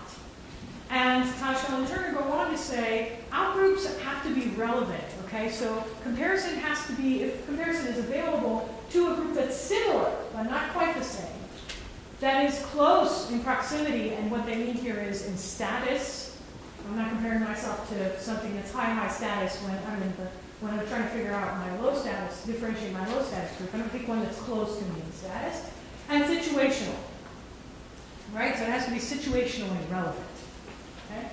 So when differentiation, you're going to see people trying to distinguish their group from other groups, when they've internalized it, when it matters, when it's part of their identity, or if it's easy to compare, if I can compare, you're going to see people trying to distinguish, and if there's a relevant comparison point. Now at this point, all of you should be seeing this connection, I hope, to Festinger. Festinger was articulating a sense of comparison, social comparison between an individual and another.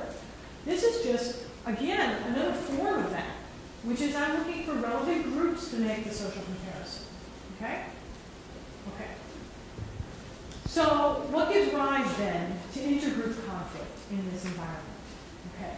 So we finally got all the scaffolding in place, all the concepts, all the structure under our belt, all the ideas. And now the question is, what gives rise then to moving behavior from me relating to you as one person to another, to me relating to you as some group member? I'm a female, you're a male. I'm interacting with you as one group, as females to males, rather than as me to Adam, as Erin to Adam. What moves us towards that end of the continuum? And his point here, Tajfel Turner's point, is that we're going to see conflict coming up as we move over here. Okay. The main empirical question, as they write on page 34, concerned the conditions that determine the adoption of forms of social behavior nearing one end of this extreme. So what are those conditions? Well, the first is a belief in social change or a belief in social mobility. Now, below each of those concepts, I have the predictions, but let's just talk about what are those concepts? What do they mean? What is, so if you go on page 35, that would be the other, I would say, key section of this text of Tajfel and Turner. What do you see there? What is the definition of social mobility? What is that? What is someone who believes in social mobility?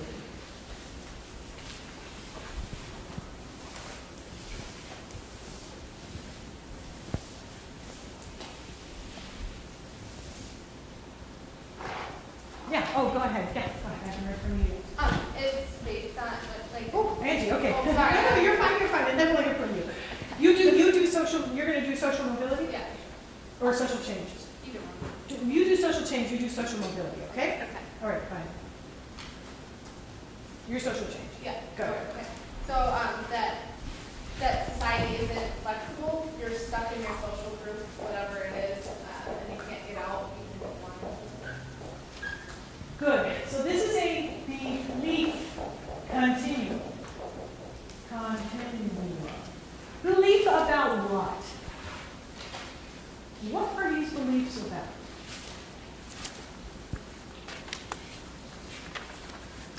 Yeah, go ahead.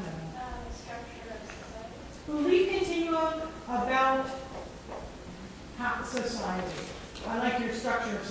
way. You guys can write that in your notes. That's right. These are your beliefs about how society works.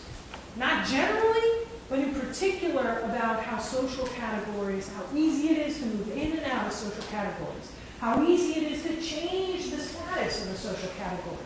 These are your beliefs, the actors' beliefs about this aspect of our society. So, let's get to the social change belief. What is the social change belief? Say it again, if you don't want to. It's inflexible, that society is inflexible, that you're stuck in your social group. Good. And let's just pull up the relevant quote here. So it's at the bottom of page 35, first column. Okay? Social change. The belief system of social change implies that the nature and structure of the relations between social groups in the society is perceived as characterized by marked stratification, making it impossible or very difficult for individuals as individuals to invest themselves of an unsatisfactory, underprivileged, or stigmatized groupship. Now, let's say that a little bit more in English. What this means is people who are individuals who tend to leave that social interactions, right? So this is belief continuum about the nature and structure of relations. Continue about the nature and structure of relations. Right? We're all characterizing only how people interrelate here. Okay? So belief continuum about the nature and structure of relations. And in the social change side, what you believe is that it is difficult for people, for individuals as individuals, to divest themselves, I think that should read divest, by the way, of an unsatisfactory, underprivileged, or stigmatized group. I like to summarize that a little bit more differently, which is, I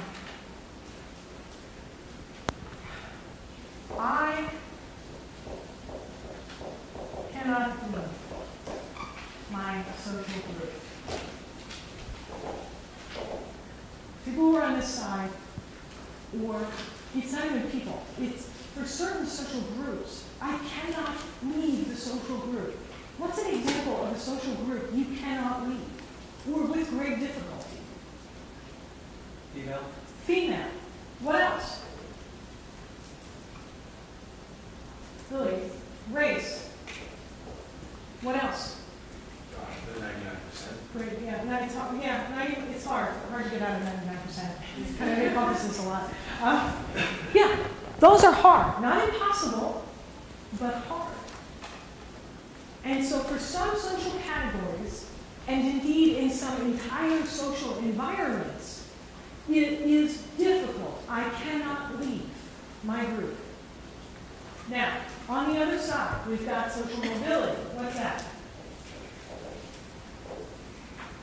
Like the opposite, it's more like you think it's society being flexible, you can work hard and move from one group to the next. So an example would be if you wanted to attain like a higher professional career level, you could go to school and earn a college degree, master's degree, and it's possible to move up the ranks.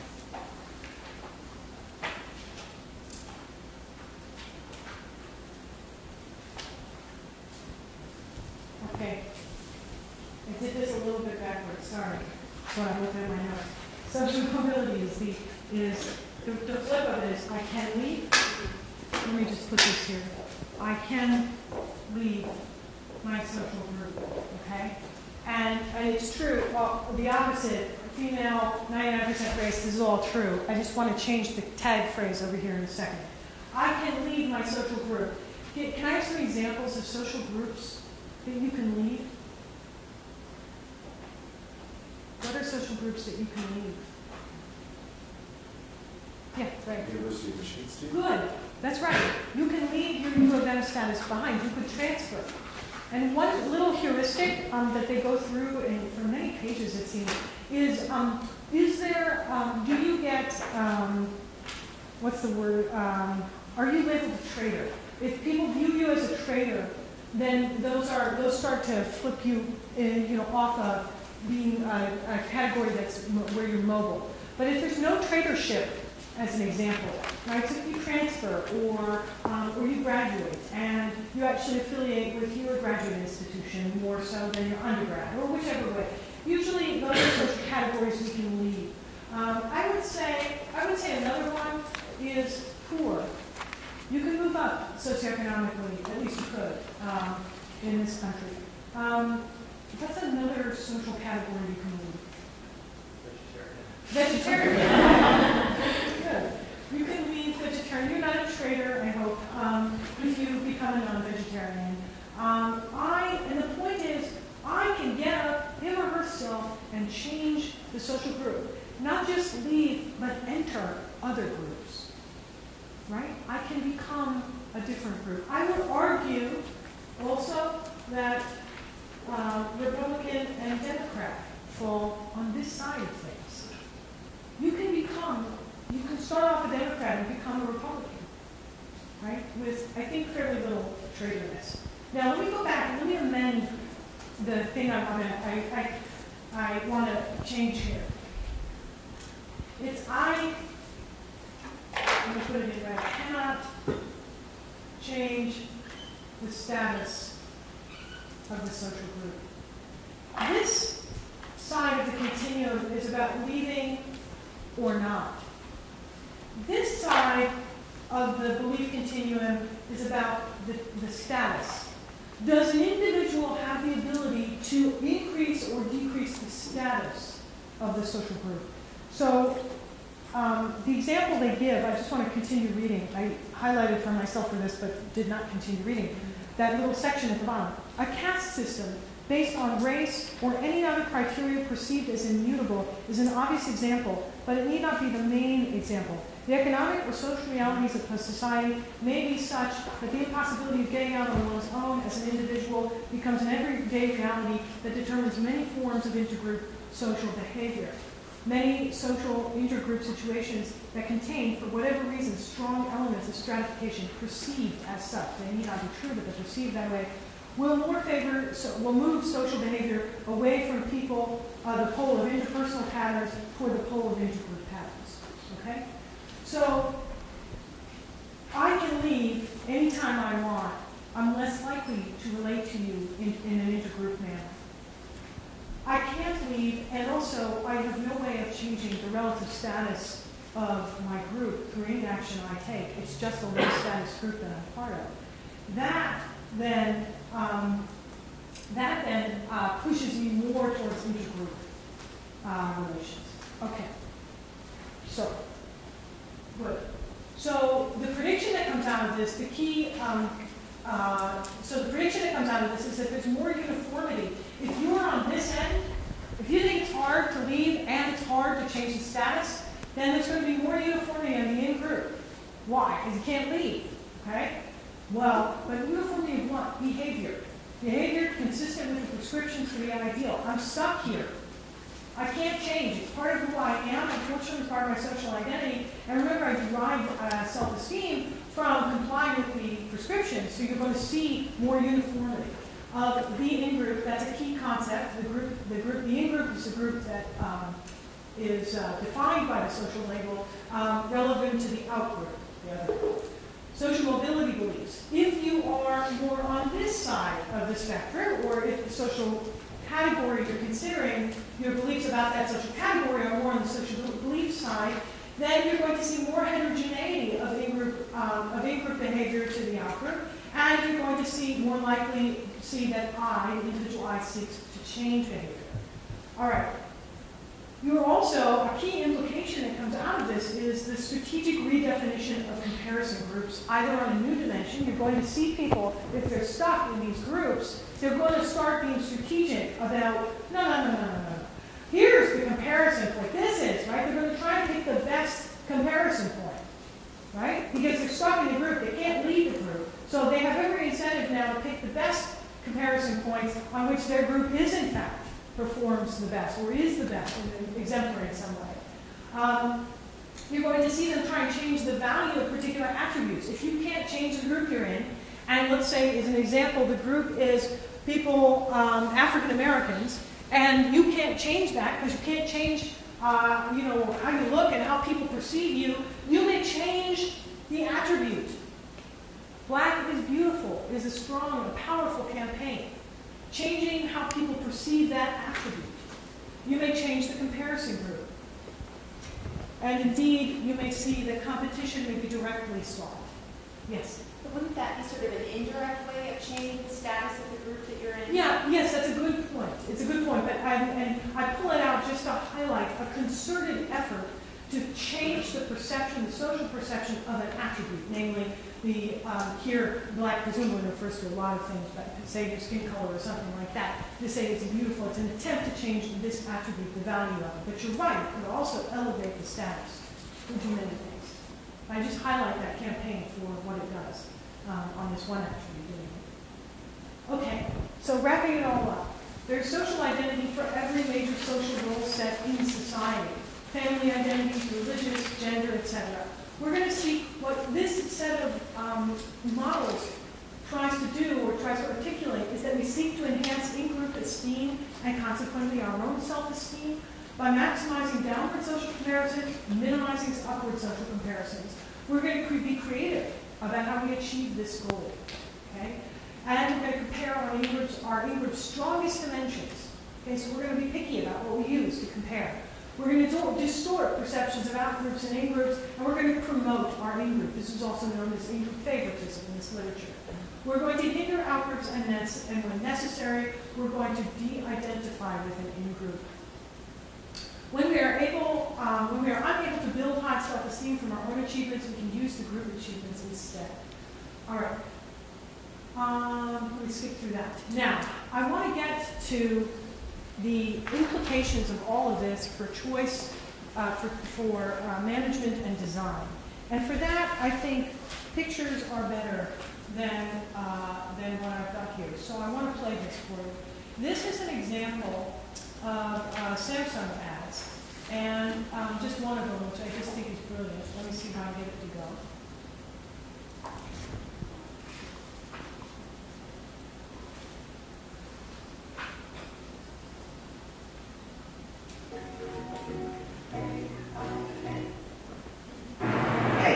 This phone's going to be like a precious jewel. Ooh, I love that. The headphone jack is going to be on the bottom.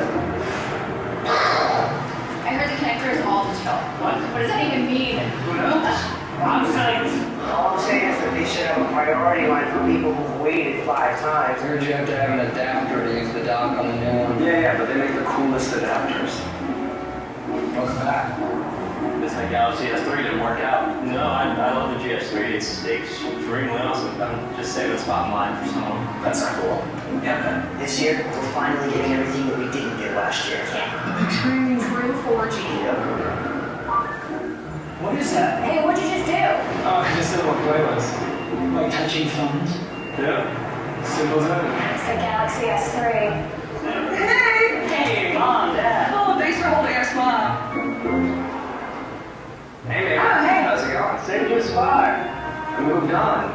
But you're not going to miss all this? I got the Samsung GS3 now. Is that a Samsung? That's a new Samsung. It is. It's pretty cool. I kind of like it. This one's 4G. Yeah, we've had that for a while. This one's got a big screen. This one has a bigger one. And we can share videos instantly. You can watch a video while you're sending an email. We're going to get that for sure. Maybe not this time, but the next time, right? The next big thing is already here, the Samsung Galaxy S3. Okay, so I'm going to say that this is an attempt to leverage social identity. How? What are they doing? By demonstrating to the Apple in-group that Samsung out-group is a relatively higher size. So how do they do that? What do they use? Describe for me any visual or text or what is it in the story? What do they do, Greg? Well, one thing I noticed was people with the Samsung phones had sunglasses on, while Yes. people with the Apple phones had Not just any sunglasses. No, this is a really, really good point. Not just any sunglasses, okay? These are ultra hipsters. These are wearing the latest model, right? This is all this new 80s retro stuff. And check out the guy they're talking to.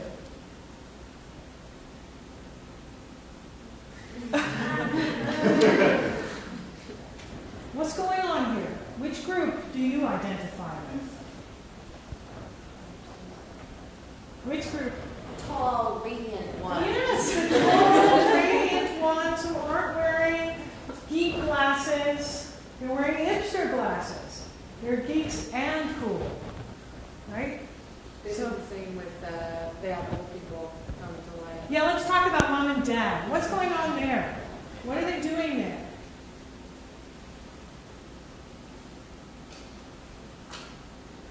Find them. There's another ad by this group where they yeah. So anyway, so mom and dad show up. Okay, so what's going on here? Who are the people who buy iPhones? Describe, characterize for me who's in this line. Who? Younger people. Younger people are in the line for the iPhones. And what's going on here? Mom and dad are joining. What is going on here? What are they saying? I guess there's members of the out group joining the Apple in group that are less desirable than other members of the Apple. Well, mom and dad are joining the iPhone line. Yeah, Shonda. Also, there's another older guy in one who's wearing these like really obnoxiously self-conscious with large headphones. So I was taking that to mean like that the uncool people have caught up with the cool people, and now everybody wants iPhones, including the uncool people. Yeah, I mean, basically, the people in this line are, some of them, as I say, are no longer the young and ultra-modern, ultra-hip group. They're older, they're mom and dad, and they have several of these ads where mom and dad are trying to figure out how to use the iPhone. They're just figuring it out when their kids are graduating high school, and one of them all have the Samsung now. And mom and dad are like, oh my gosh, your phone can do this? How do you do? Can you make mine? And they're trying to touch their iPhones together, and it just makes the iPhone look old. It's being used by old people. It's the previous generation's set of tools. And the newer, younger, hipper crowd is adopting the Samsung, right? So if you listen, I want you to listen to some of the text. Try to pick out what are the prescriptions. Sean is already picking up on. There's an annoying guy in line, right? Think about what are the prescriptions for these identities. What are the so this is definitely the outgroup perceiving so Samsung it's definitely through Samsung's lenses of what does a typical iPhone user look like, right? How is he or she? But listen to this, just listen to some of the text. All I'm saying is that they should have a priority line for people who've waited 5 times. You're just having an adapter to use the dock on the new one. Yeah, but they make the coolest adapters. Welcome back. This Galaxy S3 didn't work out. No, I love the GS3. It's extremely awesome. I'm just saving a spot in line for someone. That's cool. Yeah. This year, we're finally getting everything that we didn't get last year. Complaining true 4G. What is that? Hey, what'd you just do? Oh, just a little playlist. Like touching phones? Yeah. Simple as that. It's the Galaxy S3. Hey, Mom, Dad. Oh, thanks for holding our spot. Hey, man. Oh, hey. How's it going? Saved you a spot. I moved on. But you're not going to miss all this? I got the Samsung GS3 now. Is that a Samsung? That's a new Samsung. It is. It's pretty cool. I kind of like it. This one's 4G. Yeah, we've had that for a while. This one's got a big screen. This one has a bigger one. And we can share videos instantly. You can watch a video while you're sending an email. We're going to get that for sure. Maybe not this time, but the next time, right? So if you look at how they're characterizing even people who own iPhones relative to people who own Samsungs, right? The Samsung guys are generous, they're nice, they're informing people. They're generally just a nicer group standing there. And they also get to take pictures of the really attractive girls standing there, right? And you see, I mean, the guys standing in the lines are a little bit snotty, a little bit rude, kind of complaining, generally leave not as positive an impression, right? And they seem uninformed. Okay, so you start to get, you want to think to yourself here, they're defining identities, and they're asking in quietly, who are you? Which one are you? Right? That's what you can think of. I think of this as a great example of doing it. Okay. So, so all that goes to say is that that identities can be powerful motivators. There are natural identities, and there are, which gets to the comment of Trevor, there are induced identities, places where people give you, assign you identities. Okay, so when you join a new company, or you join, or where you are labeled. So in the nice case, you join a new company, they'd like you to take on some piece of the corporate identity. Certainly here at the University of Michigan, in a very positive way, right? We are told very, very often in meetings what the values are that underpin some of the choices being made in terms of financing or whatever it is. We're told why that is, or what, our admissions criteria, whatever it is. They also go out of their way, the administration, to explain the underlying values. Right? We try to convey to you a piece of what the identity of this institution is, and hopefully you see yourself mirrored when you adopt some of that. So we think of those as induced identities, and then we have natural identities, and those might be, at its most extreme and simple form, the gender you were born with, right? The ideals for each of those, again, we can think of identities, social identities, as carrying with them, coming with ideals, but we can also think of places where people have interest in generating the prescriptions for those ideals. The Samsung ad is one case where we see an active attempt to take that label, iPhone user or Samsung Galaxy user, and to start to characterize in subtle ways what the identities and what the prescriptions are, how people behave in those categories. I want to show you one other example of this. Just before class, I went into my downstairs to our student advising group, and all of our plaques have come down off our walls to have new names attached to them and things like that. But so I just took a picture of just a subset of the plaques that you can find around the School of Information. And although you cannot read them, this is the Margaret Mann Award. This is an award for student teaching. Innovative student teaching, named after an individual. So here you have an individual, and associated with her are a set of prescriptions. She is the ideal candidate for this social category. She embodied the ideals. This is what we ought to live up to. And each person mentioned here is someone who in that year was the exemplary member of that social category. Okay? So management can, as an example, very, very proactively create and or highlight existing attributes of its employees that are the desired attributes of all employees. Okay? You, by virtue of being an employee of University of Michigan or Company X, have a piece of your social identity that is indeed characterized by that employment relationship. And now what management can do is come and tell you, hey, here are the ideal characteristics of somebody who's in this category. All right? This is the Michael D. Cohen Faculty Service Award, named after, again, an individual, and all of the attributes he possessed. Okay? And then there's a student Edmund Lowe Student Award for different years, etc. All I want to say is, as you walk around the School of Information, take note of all the plaques. These are attempts to both define certain groups, social categories, and to articulate the ideal behaviors associated with those categories. Okay? All right. Good. So at the end, after our groups present, we're going to transition into group presentations now.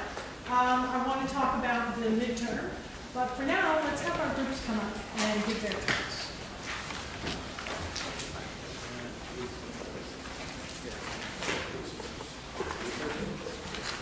Which group do you want first? Fessinger. Fessinger.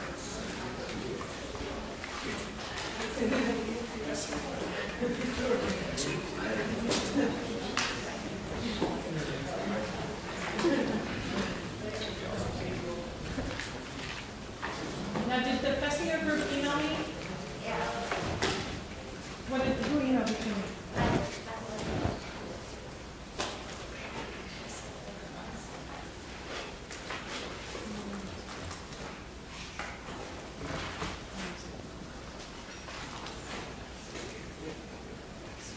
Do you have a different way to pull me up?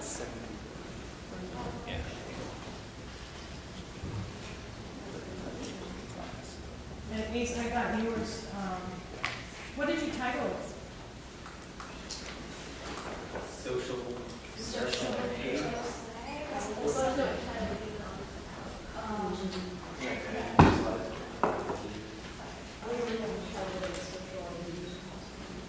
Yeah, social comparison, next round of presentation.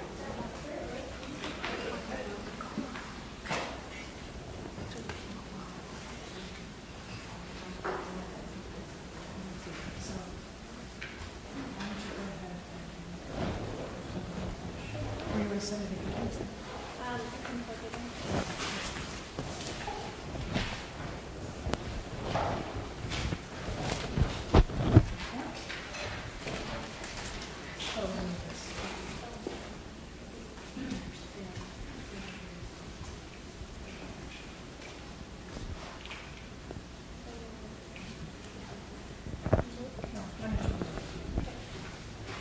Here, do this.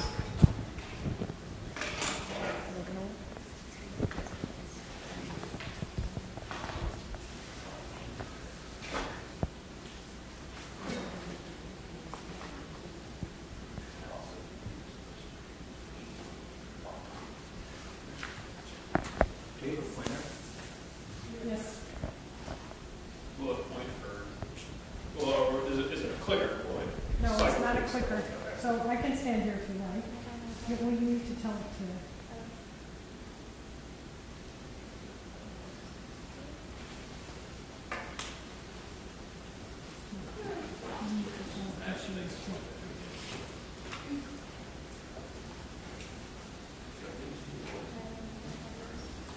Why don't you just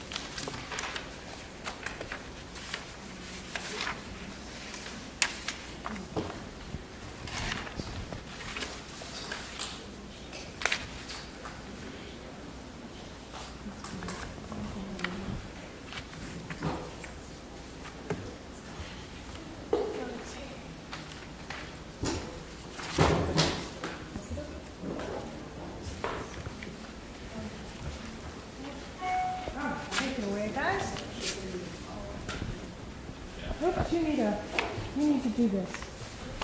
So you just hand it off. I want you to just hold.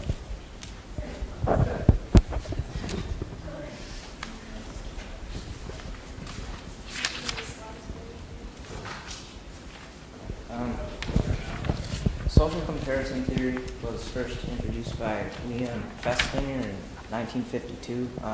The main hypothesis is that people have an inherent drive to evaluate their own opinions and abilities, and do so by comparing them to those of others.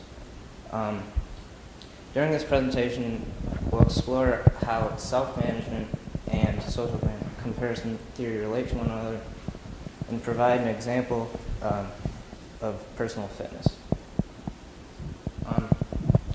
Self-management refers to how someone dictates and regulates their own behaviors and activities to meet a certain objective. There are a lot of strategies to do this: time management, goal setting, planning, and self-evaluation. Self-evaluation, as previously stated, is done by comparing yourself to others. This can be an effective management tool if used properly.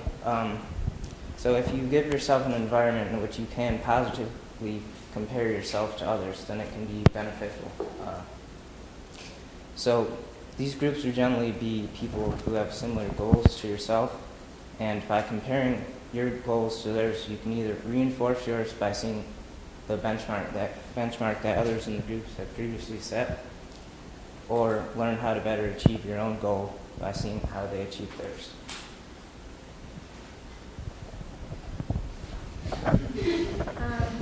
So one great example of using social comparison to self-manage is to do this with your fitness. In the rest of the presentation, we're going to explore how you can get yourself excited to exercise by comparing yourself with other people. One way to do this is by using a fitness application that integrates with a social network. There are tons of these on the market. I'm sure lots of you have seen them. There are a lot that are for special interest groups. So Runkeeper is an app specifically for runners. You can track your routes and share those with other people. MyFitnessPal is directed towards people who are trying to lose weight, so you can track your calories and also your fitness activities. Nike Training Club is specifically designed for women, so all the exercises are performed by women, and you might get some more user similarity in that way. There are also a bunch of general interest fitness applications like Fitbit, Endomondo, and Photocracy, and we're going to be talking about Photocracy more later in this presentation. So there are definite pros, definite benefits to using social comparison to improve your fitness. If you attended a CrossFit class like this, you may be able to tap into Festinger's derivation D1, which says that if there's a discrepancy between you and the people you're comparing yourself with, then you're going to try to change yourself to match those other people. So if the person next to you is repping a little more than you, you may try to increase your potential in that way. And then good fitness is contagious in general. You get extra motivation and you get healthy competition. By the same token, there are definite drawbacks to using social comparison in terms of your fitness. Festinger in his derivation 3 says that if the discrepancy between you and the person you're comparing yourself with is really large, you'll stop comparing yourself at all. So you may fall off the bandwagon in that way, which could happen if you're a contestant on The Biggest Loser and you're comparing yourself to an elite marathoner. You may just get discouraged and stop comparing in general. And then this article is Poor Fitness Contagious. Did a really interesting study where they put people in small groups, and people who previously were active, who ended up in a group of couch potatoes, became couch potatoes. So in the same way that good fitness is contagious, poor fitness is also contagious. And that's it for me.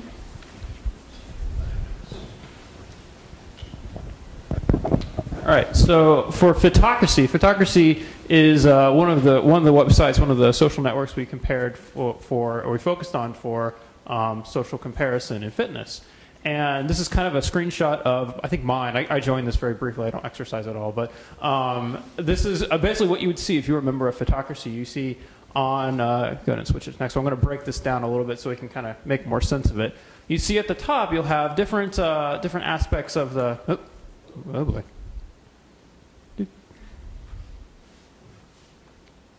So basically, it's kind of set up a lot like a Facebook or any other social network site we were compared to, where it's very much about you, and then you also kind of see what other people are doing at the same time. But the real focus here is to kind of prevent this sense of discouragement that some people can get from exercising, is to focus on how you are doing. So down here on the bottom left, we have a progress meter, and this is all set my own personal best. This is how much I didn't do any exercise, but this is kind of how the exercise level works. Is I'm able to track my progress, and it's not really directly comparison to some other person who's weightlifting or running or jogging or doing yoga. It's how I'm doing personally. And on the other side, though, at the same time, I'm getting a regular feed of what other folks are doing. For example, Dan Cody here has been 14 weeks of clean eating and has lost 13.8 pounds, kilograms, sorry, or 30 pounds. So you can see how other people are doing in comparison. So there's both your own personal best and see how other people are doing at the same time.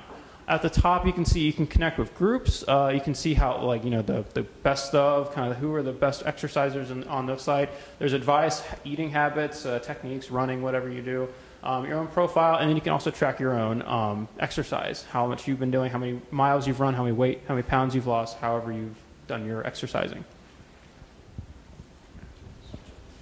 So exercise is the heart of photocracy, and here is John Fung's workout, and I'll just break it down. He got 15 points for his 6 reps on the ab wheel, and then you can sum all of these different points up for a total for your workout, and that all feeds into the total of his cumulative score, which is up there. It's like 3,000 points. And photocracy, one way to compare yourself in addition to the general cumulative point score is through achievement awards, which photocracy gives you for types and quantities of exercise, as well as like your engagement in the community. So for example, here we have the Social Butterfly Award, which you get if you make 100 different comments on the site.